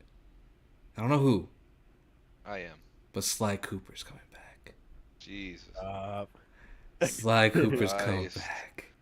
who's developing it? I don't know. I don't know. That's what Macho I'm is. saying. Macho funded his studio. That's what I'm saying. I don't know. This is my long shot. It's Sly Cooper's coming back, but it's not a Sly Cooper 4. It's not a proper sequel. It's a remake of the trilogy. A reimagining? Of the whole reboot? trilogy? Of the whole trilogy. Damn. And including retconning some stuff in that was in 4. If they decide to throw that in, but we get actually some stuff in 3 too. We actually make what was her name, Penelope, right? Yeah, yeah. Yeah, don't make her the antagonist for 3. Don't do that. Don't do that. No, for 4. Or for 4, yeah, you're right. See, I'm getting it mixed up already. Either way, So we don't. So 4 is not included in this remake trilogy. No. That's not considered canon here. Okay, of course. Well, we get a remake of the trilogy. Sly Cooper's coming back, better than ever. We're talking about graphics on the levels of Ratchet and Clank. Do you think it's gonna keep the same art style that 4 had? God, I hope not. God, I hope not. I hope it's gonna be a new art style, but I think it's going to pay a lot of homage to those comic book cutscenes that we love from the originals. Something along those lines, and then we are getting the original voice actors back too. Okay. You know how it should be enough of made, that. Macho? Like Hi-Fi Rush, like that style. That's a good one. Okay, That I can see comic that. book anime style, because I think Yeah. Sly kind of works with that. Yeah, Sly. yeah. Or Gravity Rush. Yeah, because that's a good point, Walt. Because Hi-Fi Rush is very Saturday morning cartoons vibes, and that's exactly what I got from Sly Cooper playing it. I know the graphics are not really like the same because it was PS2, but that was my Saturday morning cartoon game. Cell shading type deal. Yeah, 100%. So I can see the trilogy coming back, full remake, same voice actors, a little bit change to the story and pacing because God. So the level pacing and Sly Cooper too. I know it's a go game, but that what was it? I think it's the 3rd or 4th world with the tiger, and it's the forest and everything. That place is god awful to navigate. It's the worst. It's the absolute worst. And maybe put down the game for a little bit. So I think like a full reimagining of the series, with the first 3 games rather, can come back, and that's gonna be my long shot one. It's not gonna happen, but if I had a perfect world, that would be in it. Conventional prediction would be like, oh, we get a remake of Sly Cooper 1. I like the curveball, and this makes it even more of a long shot. I like that you included all games, not just one. No, it's all 3 games. So I like that little twist. Makes it more interesting that way. I gotta pump up a little bit. It's not like Metroid Prime Remastered. They only put out 1. You gotta wait for the other 2. We're gonna get all 3 now. Okay, I see you. Walt, what about you, man? What's your 3rd pick? Is on brand with my prediction. We get a Face to Black, right? And you hear, you were right by my side all along, my guiding moonlight. And you see a sword of moonlight start to glow, and this abomination gets illuminated in the dark. And you hear stompings of a horse legs. And then you see the beauty of a remade Ludwig the Accursed. And Damn. trailer for remake for Bloodborne, or a simple 60 FPS upgrade. I just want it to be playable again because I want to play the game. Yes, and you hear and that's the listen. They don't need anything else. They just need to show a glimpse of that fight and say Bloodborne remake. And if not that, it's the same Bloodborne vein. We get an upgrade, even if it's not a remake. It's Bloodborne. Bloodborne. Just I will say it until I die. That will always be my long shot until the day I die, until it happens or I die. That's the only condition. I am cursed. I am cursed. I am like in Wolf Among Us. You know the girls that have the ribbon around their neck, and if they take it off, their head falls off. That's me. If I don't predict and if I don't put that long shot of Bloodborne, I will die. My head will fall off. So, what do you think about that one, Saul? Yeah. I'll let him say whatever he wants. Soul wants it. It's just Soul has been hurt long enough, and he knows and feels. You said 90% chance it won't happen. No, it's a 99% chance it won't happen. But that 1%, It's always there, bro. It's about damn time. Demon Souls, Dark Souls 2, Dark Souls 3, Elden Ring, Sekiro. They've all had their fresh paint of fucking coating of paint. Where's Bloodborne? That's it. My question is this what Blue Point is working on? If it's a remake, yes. If it's a remake. Because Okay. why would you not? Why would you not? This is, I think it's, is it older than Dark Souls 3? Yeah, it's older than Dark Souls 3, right? Yeah. I think it's right at the cusp of yeah, a remake would benefit it incredibly. But now I'm thinking about Demon Souls, and although are they capable? They did Shadow of the Colossus. Are they able to do something as fast paced as Bloodborne though? Because I know they've only done like pretty heavy feeling games. I don't know if that like would they be able to pull that off? I don't know.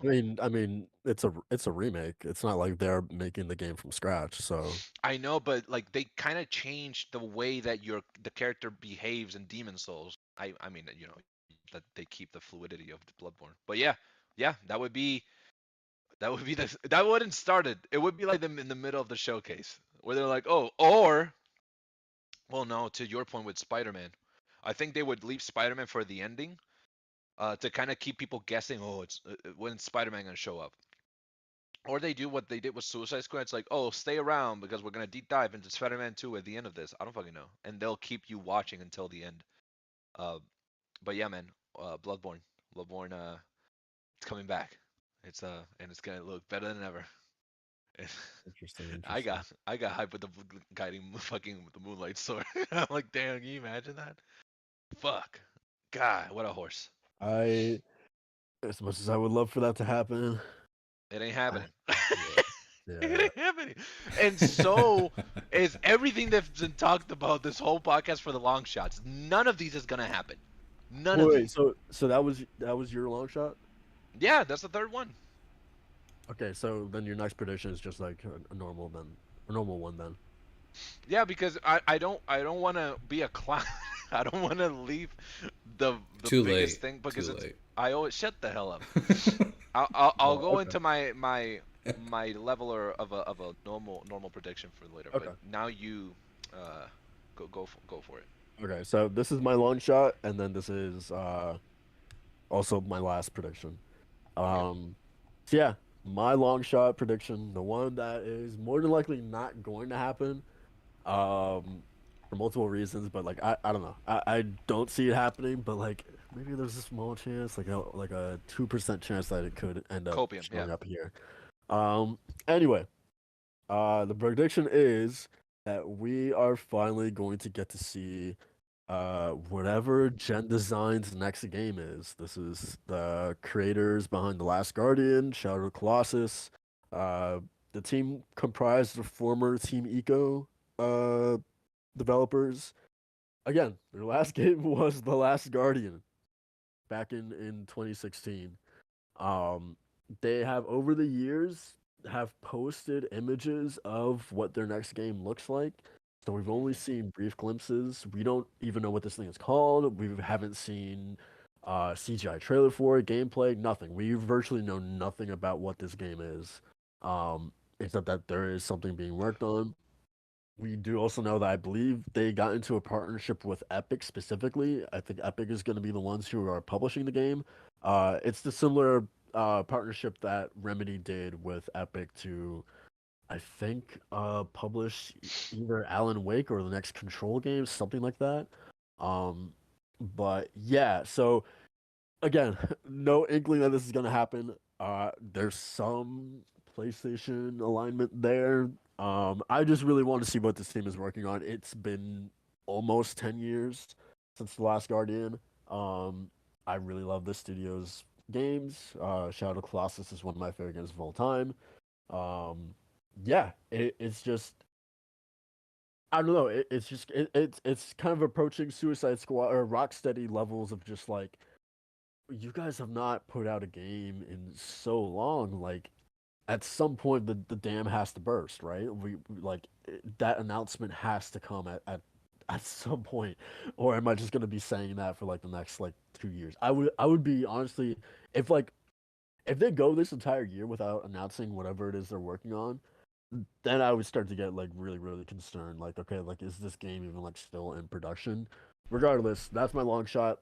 I don't think it would happen. It would make me very happy if it did happen though. And I feel like some PlayStation thing, whether it's the state of play or a showcase, I feel like it's more than likely to happen at one of those things, some PlayStation affiliated event or whatever. But yeah, that's my long shot. Macho.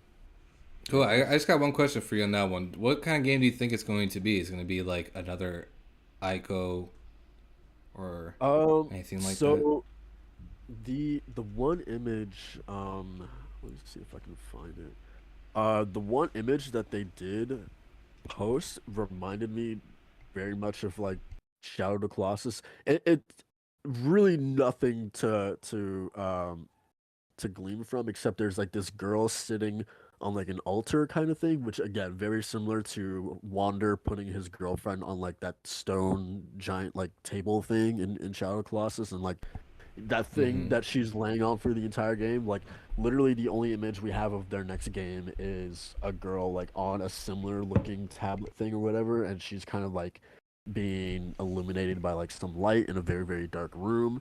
Um and there's like some giant like I don't know, like almost like golem thing off to the right. I don't know. Again, not very much to glean from it. It maybe this little girl is like the main character. I don't know. My hope again is because it seems like there's been some sort of progression in terms of like like the main character in these games like always needing to protect something. So I wonder if they keep that sort of like theme for their next game, or what. Their next game could literally be about anything, but I think that theme of like wanting to protect or needing to protect something like in Eco, Wander with his girlfriend in Shadow, or the boy with Trico in Last Guardian. I feel like that same theme is gonna be carried over into whatever this next game is. Um, but yeah, gameplay wise, I don't know if it's gonna be more open world like Shadow was, or more kind of like you progressing towards like a certain spot in a giant map like Last Guardian was. Who knows? But yeah, that's my wild shot. Okay, nice. That's a good one. Totally forgot about that. Yeah, I think everyone did it. So my last prediction, I guess reasonable in some sense of the word here. We get our first look, fellas, at Grand Theft Auto 6. Yeah. Jesus Christ. Are you okay? You okay? Drink some water. I fucking choked. I didn't think about that. What the fuck? You should be used to that, first of all. No, what? GTA 6, fellas. We get our first Grand Theft Auto 6, and the one thing I can back this up with,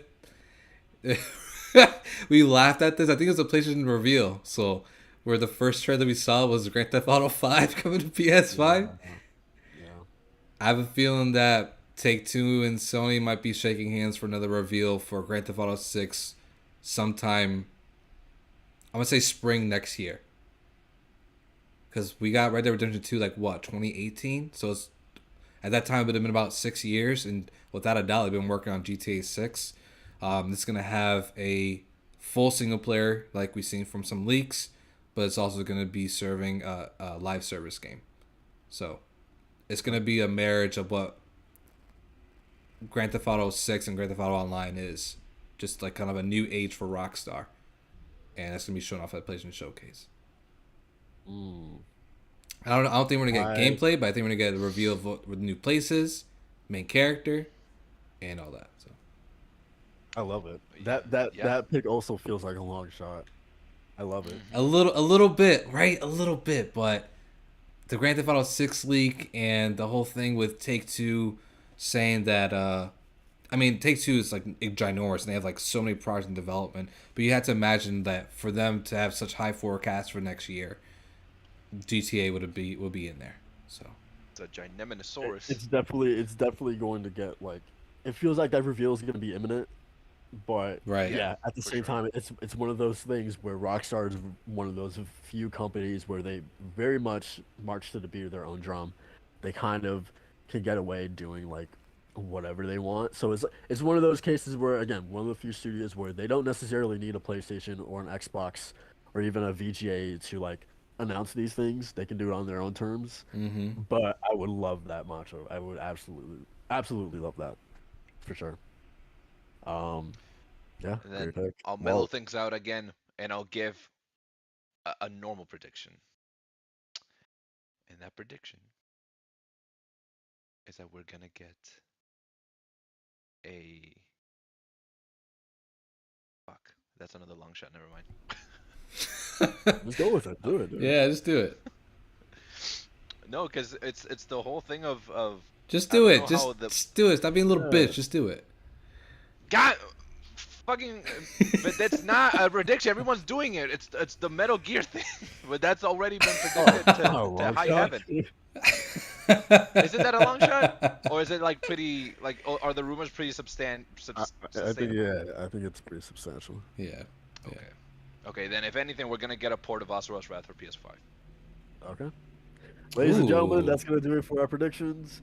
I thought you were gonna say Persona as something at least, but Nah, bro. Nah. No, 'cause I ain't. we know better. We both know better. We Um, learned. We learned. okay, so that is our predictions for the PlayStation Showcase 2023. Like I said earlier in the podcast, I have some additional questions, over and under questions relating to the showcase. So this is kind of like Okay. extended predictions. First things first, does everyone know how over and under works? Because there's always some confusion with it. sorry, I was Uh, typing. I'm not sure what that is actually. Okay, no let me idea. see. Let me see if I can come up with an example. Um, okay, if for example, here's like a sports example. If I was like LeBron James tomorrow is going to score 30 points in the game that they're playing tomorrow. Okay. And then the question, so you guys would answer Macho, for example, if you think he's going to score over 30 points, you would say over. Well, if you think he's going to score under 30 points, then you would say under. So Mm, I'm basically I asked you guys a question. It's gonna have like a specific number in it, like oh Sony is going to announce 20 games at their showcase. Macho, if you think if they're gonna announce 20 or more games at their showcase, you would say over. If you think they're gonna announce under 20 games, then you would say under. Okay. Does that make sense? Mm-hmm. Yeah. Okay.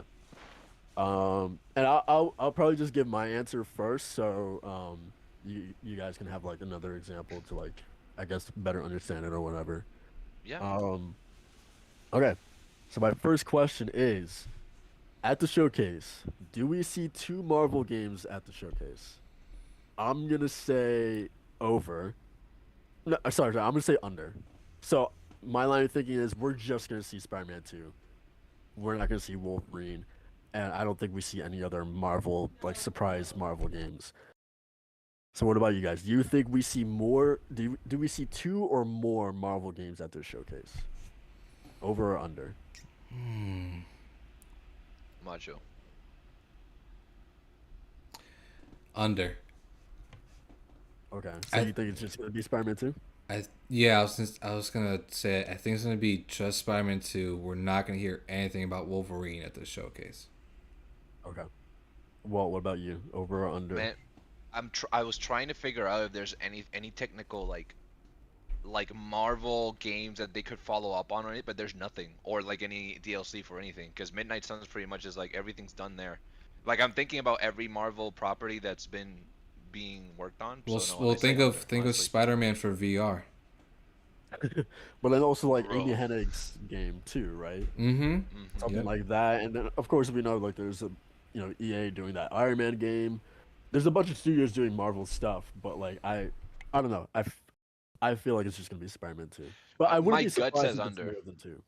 because my gut says under, but it's only because if they do say a second one, they're only gonna probably, I don't know, if they'll do it. Paul pull of Tears of the Kingdom when he was like, "We're working on it," but they don't show anything. We're working on the game, but they're like, we're working on Wolverine, like as they're talking about Spider-Man, 2. So probably, probably they just keep it to 2. So yeah, under 2. Okay. Okay. Yeah. Interesting. All right. So yeah, that's the first one. Good Yeah. job, guys. Good job. Thank you. Next one. 4 live service games will show up specifically. This is the 4? important part. This is the important part from PlayStation Studios. So, not counting third parties, this is PlayStation Studios published games. We will see 4 live service games from PlayStation Studios at the showcase. Will it be over 4 or under 4? Oh man, why am I feeling kind of risky right now? I want to say over. I don't know why, but it's the whole thing of where they said that they had the this goal for live service and establishing Yeah. of a bigger kind of lineup for it. And with the recent death of so many live service games and kind of like not really a lot of success from them. If it's over an hour long, then why not small or big? They're gonna over. I'll say over just to be different. Yeah, we know they have a ton in the works. It's just a Mhm. question about which ones are ready to show, Macho, So what about you? Oh, even if they're not showing it, they're gonna at least like the Nintendo Direct thing where they're like, oh, these are like some of the ones that we're also working on. have they ever done that? I don't know. This is first time. This is the first time for everything. Oh, I don't know. It's Macho, what about you? This is tough because one of our topics after this we'll touch on briefly because me and Walt are in this ecosystem is Overwatch 2 and how that's completely muddling the bag for a live service game that has so much riding off its back. Yeah. PlayStation they have potential, man. The thing is, like, if it I don't know if they're underestimating how much it really takes to pull this thing off. Because we went through the IPs that they could be making for live service, right? Horizon, GT, Ghost of Tsushima, Last of Us, right? So there's a lot there that we can not Gran Turismo, Twisted Metal with the show, right? I'm gonna say under. I don't think they're ready. I don't think they're ready to show what they're cooking. Okay. Yeah, I'm gonna go under, and the biggest showcase is gonna be the Last of Us factions. Yeah. And Twisted Metal, so I think under 4. Yeah. Interesting. I like it. All right. Next question. Hideo Kojima will be on screen for longer than 45 seconds. That was one of my other predictions. So will he be on screen for over 45 seconds or under 45 seconds? That man's gonna have a 10-minute trailer. Man's gonna have a whole conversation. Yeah, so this doesn't mean like whatever he shows from the game, like the game itself. Like that's excluding that. It's specifically like if there's a segment of him just on screen talking to us, then that's specifically what I'm talking about. I think under 45 seconds, the only reason why it would be is because Norman Reedus is right next to him to talk about Death Stranding 2. Okay. Whoa, what about you? He's also this is also gonna consist of him promoting more of his podcast. Oh, hell no. That's a thing. So yeah, I'll say over 45. That'll be hilarious. That'll be funny as hell. Yeah, tune in to more of a discussion on Death Stranding 2 with my podcast Brain Structure. Yeah. I'm gonna say under 45 seconds because I don't think he's gonna be talking. I don't even think he's gonna be there. Yeah. So I'm gonna say under. He might have two. He might have one hand in each pot because he's gonna be probably a PlayStation and probably an Xbox.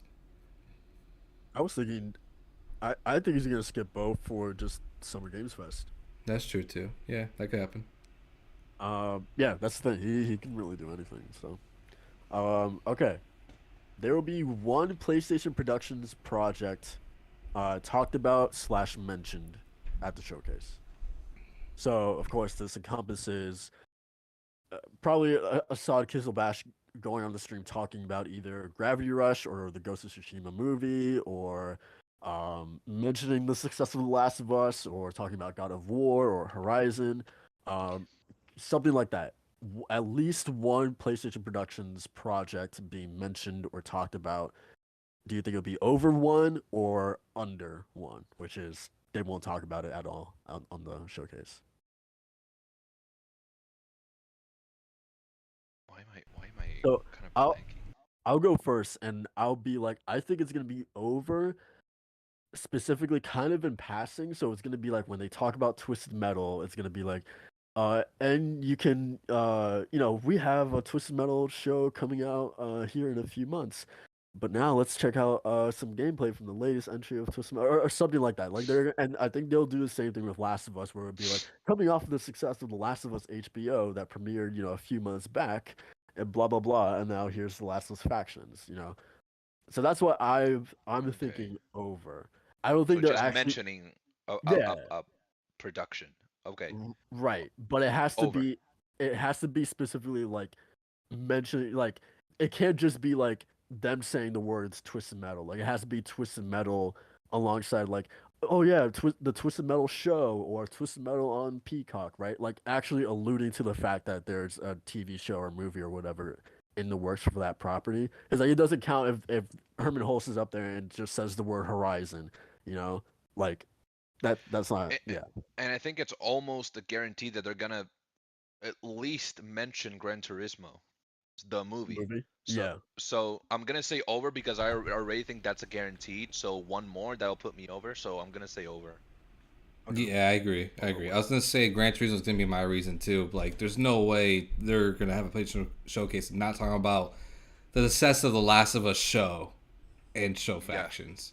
And it's gonna be the same thing in Gran Turismo. Look at all this money. look at Jim Ryan just pull. Look at all this money. Jim Ryan has a big stallion. He's like, oh yes, I've embraced it. I bought the That's my stable with your prediction. Jim Ryan's gonna cash. make an appearance. Jim Ryan's actually gonna host. All right. I bought the stable with your cash. We have we have five more to get through. Do Um, it. this one I think we can get through pretty quickly. The Mhm. word mag will be uttered once at the showcase. I'm going for it. I'm saying over. Under. Under. Why, What the hell why, is this why, clown why, foolery? why were you so quick with that, man? We ain't got no time for that. Ain't got time. You know what the problem with it? Ain't got no gas in it. Oh, man. I'm gonna Oh say man. they're gonna mention it once, and it's when Jim Ryan's like, "Mag, who wants to play that?" And then they move on to the next thing. Hey, They're yo. just gonna say the color magenta, and then that's the only time that where MAG are gonna be together. Look at this magenta controller. Oh, he's in mag. Well, not technically. What would be so funny is if they do like, here's a bunch of games being added to PlayStation Plus, and we see a goddamn image of Mag up there. Will that count? No, it wouldn't, because they don't actually. Okay. They don't. The word mag did not get uttered. So Watch them We go got say, "We so- got games like mag," and you're like, "Ah, he said it." yeah, that'd be crazy. Okay, next, Silly. 3 PSVR games will be shown. Over 3 or under 3? Oh, I over think 3. over. Yeah. Yeah, over 3. Over 3. I was gonna say exactly 3, but over 3 for sure. Yeah, I probably should have put 4. Because like That's too much. under 3 feels way too little. Um, but yeah, I definitely think it's gonna be over 3. Yeah, I agree. Okay. Over 3 seems like at least a safer bet in this instance, because the Jim Ryan talked about in an interview that they're seeing like a favorable reception to PSVR 2. He didn't really talk about how successful it was, other than like the reception of it was really, really good.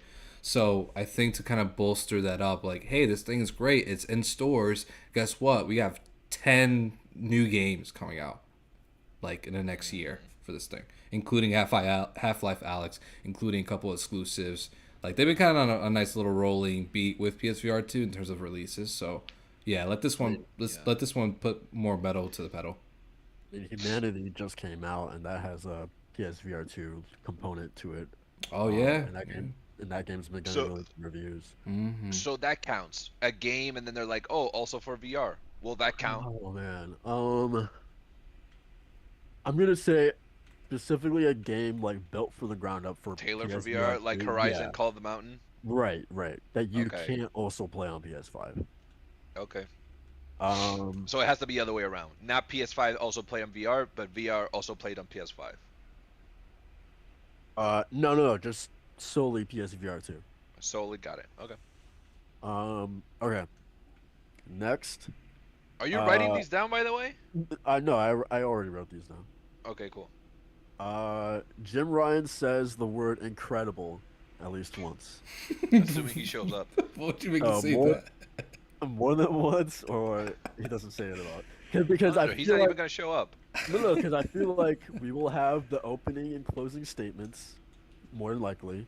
Mm-hmm. And that's the only time that people are going to talk at all. Maybe we'll have a little segment with Herman Hulse when the first party stuff comes up. If they do that whole thing that they did with the 2021 showcase where they saved all the first party for the end, right? And they had Herman kind of introduce that segment. I can see them doing that again. But specifically with Jim, I wouldn't be surprised if it's going to be he introduces it and he closes it out. I just feel like the reasoning behind this specific one was because I feel like he's gonna be up there talking about how good the PS5 is doing, probably talking about the quality games that have come to the platform. So I just envision him talking like we've seen incredible success with the PS5, and we have so many incredible games yet to come to the PlayStation ecosystem, like something like that. Like I don't know, I feel like I hear him use that word a lot, or like fantastic, or words like that, you know. So like, yeah, I feel like he's gonna. I feel like he's gonna say it more than once. Under that man ain't even gonna barely talking. Over, and he's gonna say it 3 times in one sentence. Incredible. We've had an incredible year with PS5. We can't wait to show you the incredible games, and let's talk about the incredible games coming to PS5. Man's writing an essay for college. Oh, yo. Filling out that word count. Like that news anchor. When 10 people died last night in a fire, there was a fire that killed everybody. Like, what's that? Okay. You know what, Walt? You did have a really good idea that I should have specifically written down like all of our answers so that we can come back on the next podcast and actually like. We'll remember them. I think. Yeah. Okay. That's good. Yeah, We'll do it all again. So if someone's. we'll do it all again. So ask the questions again, and then we'll answer the exact same way. Right now. Yeah. I could just put them like in. I'm just kidding. I'm not doing that. This man. I'll just put them like in Discord, and then you can put your answers under it or whatever. Yeah. Okay. 2 more. There will be 8 PlayStation Studios games shown at the showcase. So over 8 or under 8. Previously, I really don't know why, because now it doesn't make any sense. But like, I've been for whatever reason saying that I could definitely see like the 5 to 7 range in terms of PlayStation Studios games. But then it's like you look at the PlayStation Future Gaming event in 2020, and it's like they had a ton of first-party stuff there when you include PlayStation Studios games, when you include things like Destruction All-Stars, Returnal, Sackboy: A Big Adventure, right? Like all those games. I wouldn't be surprised with the games that they've partnered up with, studios that they've acquired since 2021, if we have like close to like 10 PlayStation Studios games. I know that sounds like a ridiculous number, but my line of thinking is that again, with the teams that they partnered up with, acquired, and also a lot of these studios have multiple things in the oven, so like it wouldn't be a surprise. Like obviously, maybe we're in a case where Wolverine's not ready to show, but of course Spider-Man 2 is. Maybe Neil Druckmann's game isn't ready to show, but of course Last of Us Factions is. Fire Sprite is, we'll probably not see their action adventure horror game that they're working on, but we'll see Twisted Metal there, right? So that's kind of my line of thinking. So I'm gonna say over 8. And then of course you take into account PSVR 2. Yeah, I'm gonna say over 8 PlayStation Studios will be at the showcase. What about you guys? Oh man. I'm gonna say over 8 as well. Yeah, I'm gonna say over 8 because they need to show up, right? This is kind of the big thing here. We need to see what's in the pipeline for the next couple of years. So I'm gonna take even a little step further. So I think Haven's gonna have a announced trailer. Oof, I would be shocked, but I would love that. Well, let's mellow it out. Under. Okay. Why? Just I no reason. Just my gut. I don't really have reasoning. This is one that I really like. I try to think about the games and potential for the next few years, and just thinking about the live service over and under earlier, like, well, no, that could be part of it. I'll say over. Now I'm thinking. Now I thought about it. I wasn't thinking. Over. Okay. I literally had a headache as soon as I like switched. I was like, wait, and I got a slight headache. I was like, whoa, did I just think? Jesus. Oh, okay. So last one. The showcase will have 2 remakes. So over 2 remakes or under 2 remakes.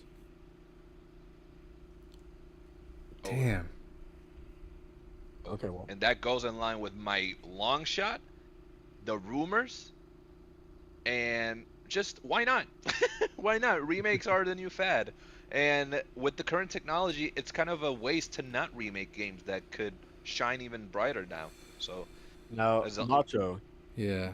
this does include Final Fantasy VII Rebirth. Yeah. Cause What are you thinking? I'm thinking. it's a remake. Man. Yeah, that is. No, but no, yeah, it is. Well, is it a remake? It Because the is. first No, one it was a is. remake, but then this one's a sequel to the new continuum. So like, it's not a remake. Yeah, but 'cause it's a different guess story. what they're doing? They're remaking stuff from the first game. So yes, it's a remake. They're reimagining it. Sure. It's a remake. Final Fantasy sucks. The only thing that throws me off is not even a Bloodborne Soul. Mm-hmm. It's The Last of Us Part 2, but that's not even. Would we even consider that a remake? No. No. I wouldn't What consider about that. Factions? They're remaking the No. multiplayer. No, dummy. Yeah, it's Factions. Do That's we exactly need what. to explain what a remake is?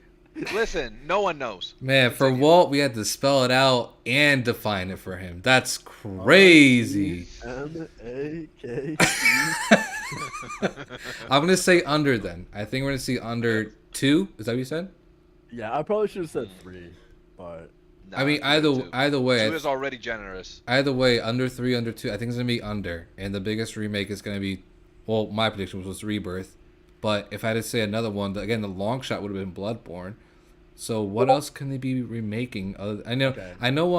Who was it in their chat? I think it was it Nintendon, the otaku? He said Legend of Dragoon remake. That's you're blindfolded doing a half course shot with one.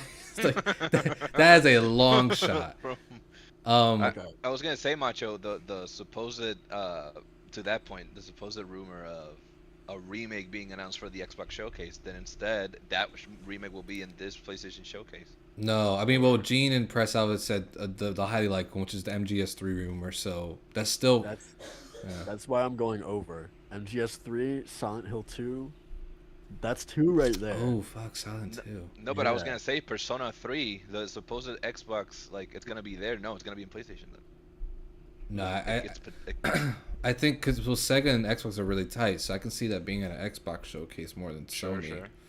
But for Silent Hill, though, so you have those 2 right there, Silent Hill and first of all, y'all can't backtrack. Your answers are already the same. I've been saying over and he's talking about me. Yeah.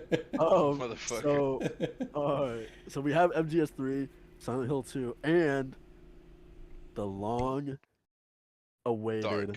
MAG remake will be announced. What's that? Did you say MAG? Yeah, and that's 3 right Bro, there. what is it with you and Mag? I've just been thinking about that game a lot recently. Yeah, I can't tell.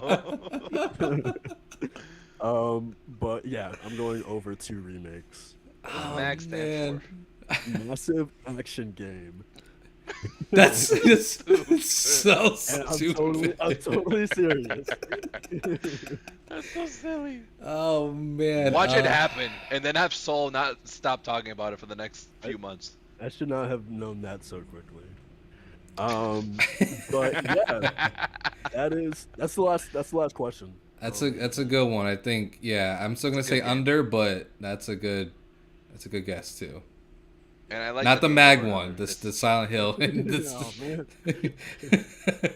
Oh, man. Yeah, we should do this for Summer Games Fest. Oof, that was a little bit more like widespread, but yeah, we could still figure out something. Yeah, we could be more specific with the prompts. But yeah, man, that was fun. We will on the next podcast we'll check in to see how everyone did with their answers, so that'll be fun to do. So yeah, that's our entire predictions for the big PlayStation Showcase happening on Wednesday. Are you guys planning to do a live stream for that? Yeah, I mean, I'll mention near the end, more the end of the podcast, but yeah, but case in point, what we're going to be doing is, well, I just mentioned right now. Yeah, me and Walt are going live for that. So Wednesday, May 24th at 3:30 p.m. Me and Walt will be going live on camera with our reactions. So we'll join on the fun. So. But only react. We're not gonna stick around because we both have stuff to do afterwards. So we'll talk about it in depth in the podcast. Right. When we come back. But we'll only react and kind of fanboy and see Macho lose his mind for Final Fantasy and make believe characters and all that. Gotcha. That's yeah. Sorry, I can't respond to that. I unfortunately will not be there because I have to go to goddamn class. Damn. Tell them you're sick. You got that showcase fever. It's actually a class I like though. Okay. This is such a tangent, but like in the last week, this dude brought Wendy's to class, and I don't know how to explain how this classroom is set up, but it's basically we have a giant couch in the middle of the classroom, and then like attached to the back of the couch, like the headboard or whatever, is like a desk. So there's like giant like bar stools that we put behind the couch so people can sit and they have like the desk right in front of them or whatever. This guy, he's sitting on the bar stools on the desk, the giant desk behind the couch that's like attached to the couch, and I'm sitting like in the position right behind him, and one of his chicken nuggets fucking like rolled off the desk and landed into the couch. I don't know why it was the funniest thing ever to me, seeing this like soul chicken nugget just like trying to escape from him. It was so funny. But last thing really quickly on the remake thing. Macho, if your Sly Cooper remake thing is true, that's 3 right there. Damn, yeah, I would definitely lost that bet. That's for sure. Yeah. But yeah, man. So that is our PlayStation Showcase predictions. Let's move on to Mortal Kombat 1. Yes, sir. Macho, do you want to take the reins on this? Because I'm not a Mortal Kombat guy at all. I just saw, tweets and Boone tweeting about it. I didn't see the trailer, so I don't know anything about this aside from it's apparently like a whole reboot for the story, right? This isn't a continuation off of 11. This is like reestablishing, character relationships and the entire story, right?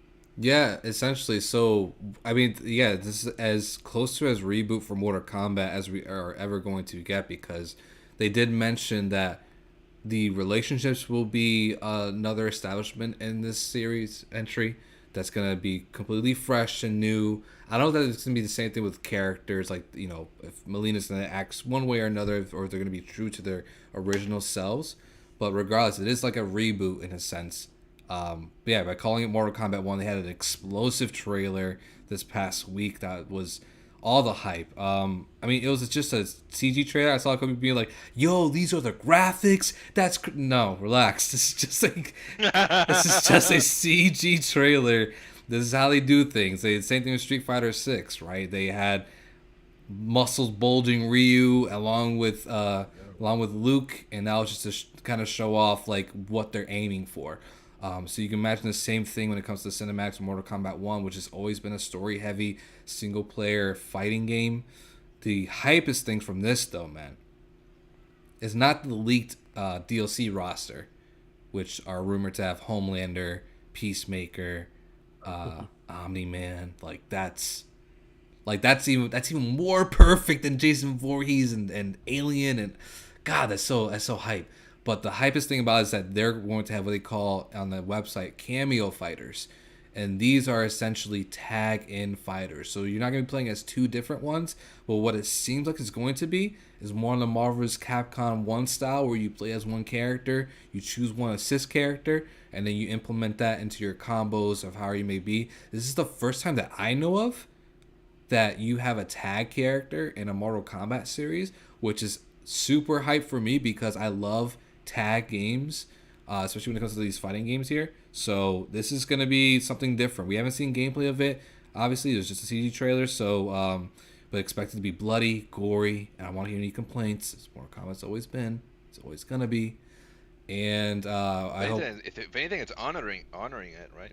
Like the. Oh, it was brutal, man. I didn't expect them to kind of go like that, but it was kind of disturbing seeing the trailer. I'm not gonna lie, man. But it was again true to the nature, like you said, Walt. So expect to see a gameplay showcase at one of three big showcases this summer. It's gonna happen somewhere somehow. If I had to bet my money on it, I would say Summer Games Fest and then PlayStation Showcase after that, because PlayStation is going really hard with their esports promotion and fighting games, especially after buying Evo stuff that they're going in. They already put out a fighting stick that's PlayStation branded. It's called the Hitbox. Yep. It goes for like $300, but it's like the new innovation for fight sticks. That instead of using a joystick, you actually use just your fingers. So it's kind of like playing the piano or typing the keyboard. You like gripping the stick? What? Yeah, that was you. You definitely thought of that. That was in your brain, sir. But yeah, I mean, this is gonna be hype, man. It's up for pre-order now. They got a really cool like collector's edition and everything. It looks pretty dope, man. This is one I'm going to be going day one on. Usually, I kind of hold back on Warner Brothers fighting games especially for Mortal Kombat or Injustice Soul, because what they end up usually doing is they bring out like a ton of DLC after that, which is normal fighting games, but Warner Brothers really does put the heavy tax on it, and then they discount it heavily afterwards. So, but this one, if it's going to be a tag fighter, I'm in day one. It's going to be a pre-order at GameStop for sure. But what do you guys think about it? I know you guys saw the trailer, so let me know what your thoughts on.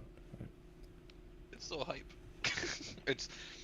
I've always, except for maybe the last one, I've always purchased Mortal Kombat since MK9, since it was only MK. I think it was for PS3, and I never played it competitively. It was only for the story. I like the story of MK. I like the animations and the characters and the gruesomeness of it. Uh, this this got me hyped. It looks exciting. Again, it's crazy how people think this is the game. That's not the game. This is cinematic. But I'm glad that they're showcasing essentially the lineup day one. Uh, of course, pre-order gets changed song. That you always get your pre-order characters. But truly, what sold me was that leak, man. The For some reason, since the moment I watched The Boys and Invincible, these are two characters that have always been just kind of obvious, too obvious to not be in it. Like it should be in it. To have Omni-Man and Homelander, my guy, arguably one of the best written villains in a live action show. Uh, Man, I'm excited. I'm excited to see, especially those animations, man. That's what we're here for. I'm not here for the competitive scene. I'm here for those animations and the gruesomeness and being able to do those fatalities on Macho and whatnot. So, am I day one? I don't know if day one, because as excited as I am now, I'm always hesitant with fighters. I mean, I'm still hesitant with Street Fighter 6. I'm very leaning more towards yes than no, but it's because these are games that are kind of they they improved so much on the last couple of ones, especially Street Fighter. So MK, I'm excited, man. I'm probably gonna be getting it, just maybe not day one, maybe after a week or so, after I see how it releases and the state it releases on. Because at least with Street Fighter, I've had the time to play the demo, and I just earlier I was playing it and seeing people's reception on it and saying that, oh wow, this is like return to form for Street Fighter.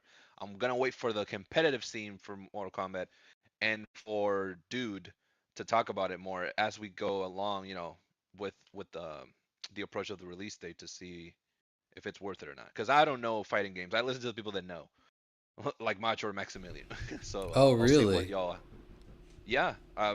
Whenever I am unfamiliar to a genre, I go for the people that have been in that genre for a while. So Oh, so you don't, so you're not familiar with fighting games then? not. I'm scared to continue this conversation because of a conversation that we had some time ago. So I don't want to incriminate myself. So Oh, okay. I mean, you already did, and so that means that you didn't know jack shit when we're talking about fighting game of the year. Huh. I don't know about the games, but I That's know that the genre can be wow, elusive. wow. Here, right here, so here I thought we were. I thought I was the Final Fantasy fraud here. I thought I was a fraud. This man having opinions on games he didn't even know about the genre. He didn't even touch the genre. Crazy. Jesus, man. All right. Well, so Yeah, what do you yeah. think? No, Soul better calm down. You No, better not Soul talk, actually Soul. played a fighting game. It's called Injustice 2. You didn't even touch that shit. I So, played And Injustice. I and played Bad Injustice Blue. back in the day. What do you mean? show your I played trophies. Injustice, Show motherfucker. your trophies. Show your trophies. Show my trophy. Let me get that trophy. And Yeah. Blast Blue. Let's not forget that. Yeah, and Blaster. There Uh, you go. And Dragon Ball yeah. Fighters. My opinion on this is I don't really have an opinion on That's fair. Mortal Kombat 1. Yeah, I'm not gonna play it. So just because I've never, I would play Street Fighter 6 before Mortal Kombat. As you Then. should. All right. Yeah, that's fair. That's fair. I'm, Yeah. I'm in the same boat as you, I mean, honestly. you'll be playing Baldur's Gate, so you won't even have to. Exactly. Have to, man. But yeah, nonetheless, man, it's always exciting just to see like these mainstay franchises like have a new entry, because these are things that don't happen, every, Happen every you know, decade, man. Every decade. as it feels Yeah. like. It's is it Oh, no? It's it's been since exactly the it's last exactly MK. what it is. Street Fighter 5 released 2015, 2016, Jesus Christ. and that was It's from a failed launch. That eventually course corrected. But if we're talking about stuff like Mortal Kombat and stuff like that, like these fighting games, they are in the long haul. So like you're gonna be hearing about Mortal Kombat 1, Street Fighter 6, and Tekken 8, which all releasing back to back, which is crazy. We haven't seen this before. You're gonna be hearing about these games for the next 8 to 10 years, well into PS6 and next Xbox console for sure. Yeah, for sure. But yeah, like I said, it's definitely exciting. Um, and then I also feel like I wonder, do we know when Mortal Kombat 2 that movie is releasing? No, they just did another Yeah. casting, so that's probably not till Right. like Yeah, I saw that. 2024, 5 probably, 2024 maybe. Oh. Yeah, because When was the I last was one curious. that came out? I think it was like in the Was middle it of that? 'Cause pandemic. Yeah. No, but there was one that came out like a couple months ago. No? No, No. Isn't there one? the new live action one was like quite a while ago, and that was off the basis of like we're just making one, that's it. But it was really successful for them, so they're making another. Oh, 2021. God damn. Yeah, so I was curious, like, in terms of like the gap, like how small is the gap between this game releasing in September and then the next movie? And it seems like the gap is going to be like pretty long. I thought they would be a little closer. But yeah, it is what it is. Okay, so our final topic is Overwatch 2. That fiasco. Do you guys want to explain what's going on there? Because I'm not in this community, so all I really saw was people being mad at Blizzard, which is just like another Tuesday, another day in the week, So, Yeah, well, I'm hoping Walt can back me up on this one since he's involved in it too. But the overall consensus was that they had their regular schmegular update, and they announced that PvE was going to be not scrapped, but stripped down to the point where people are absolutely pissed about it.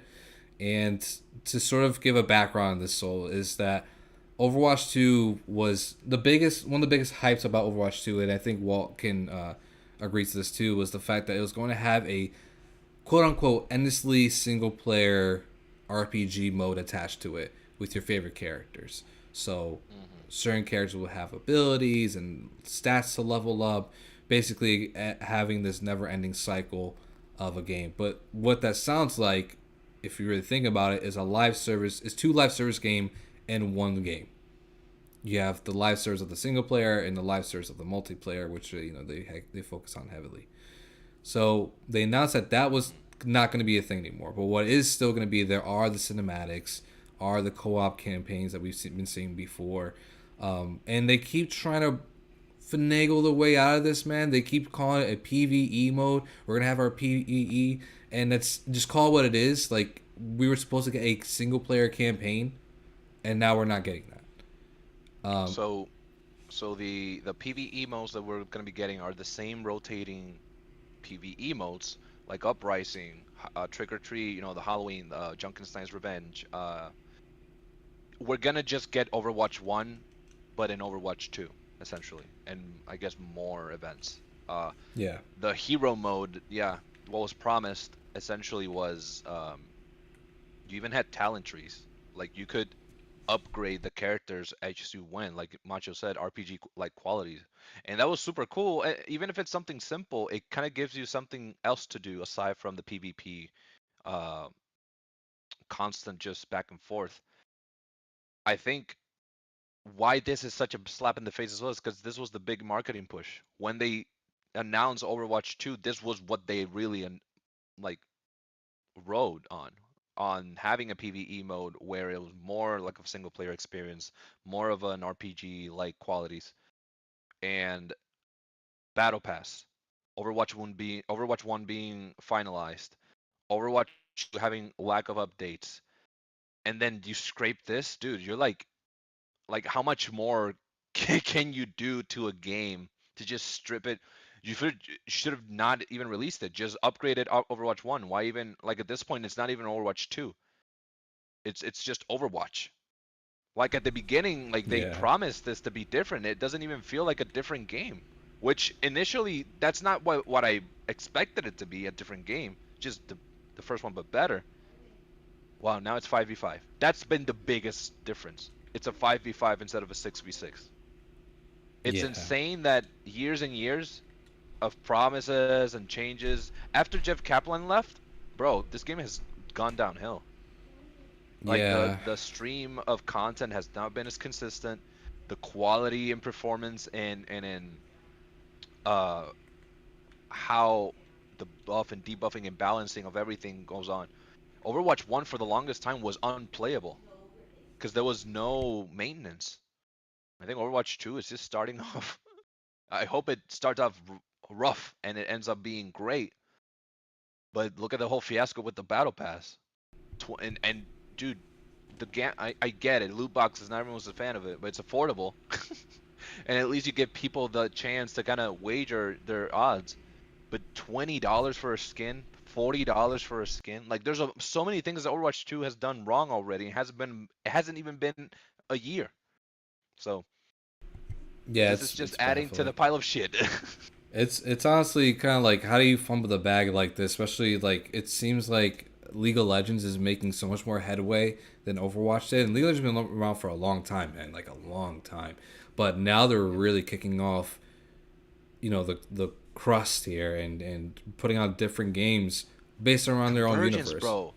Yeah. They just threw a trailer for the platformer with Echo.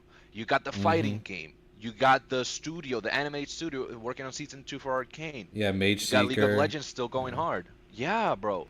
Like, they figured out longevity. You have over 140 champions. The game is still one of the highest played games and highest streamed games.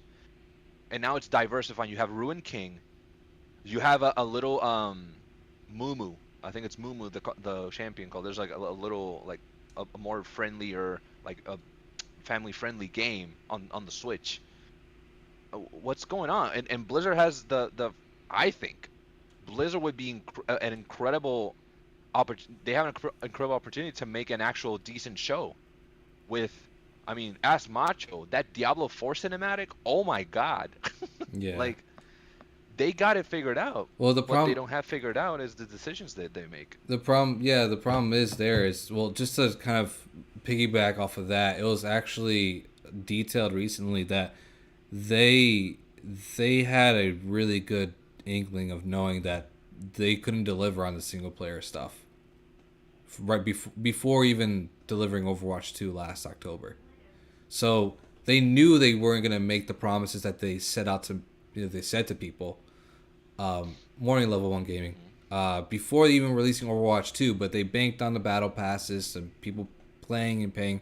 And mind you, Overwatch is still really popular, obviously, but this is setting a really bad precedent for how's it look. I think it's going to look obviously better the more we go on, because eventually people will be like, all right, fine, whatever, and it's going to improve from here on out. They can really focus on online stuff. But yeah, it's really a case of just bad management and probably just not getting the resources they really need to see the vision that they wanted to, especially with Bobby Kotick and everything and all that jazz. So I think it's really just come down to just on top of like the whole image of Blizzard and not getting enough resources, not getting enough dev time, and really trying to sink this in, just really kind of banking on the Overwatch name itself.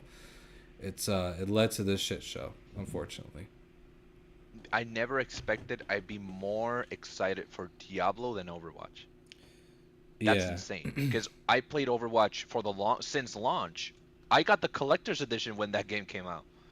Like, I was day one, and I don't regret it, but through time it just went downhill. And this is not a return to form. I mean, Macho and I played some Overwatch a couple months ago. We had fun, but if we go back, it's pretty much more of the same. It doesn't feel like there's they put out a roadmap recently after they scrapped the PvE. So I just hope that they stick to what they're doing best, and it's the PvP. Then don't do PvE, just do the events. Then I mean, if we're going this route, might as well just go all in on PvP. Keep putting out champions, or heroes rather. I'll stay here to play Diablo with Macho. Yeah, I mean, it's night and day difference between Diablo 4 and Overwatch 2 in terms of listening to fans and how they're actually taking their routes when it comes to these live service games. It's really interesting to see, because Diablo 4 was offered and given the time and development resources and even a delay too, right, to actually make this thing right, to make sure that they have the fans in mind, that they have quality at the utmost. But for Overwatch, it kind of seems like it's a sinking ship, and they're trying to figure out how to patch everything before even learning how to swim. So it's weird. It's weird. We'll see what goes.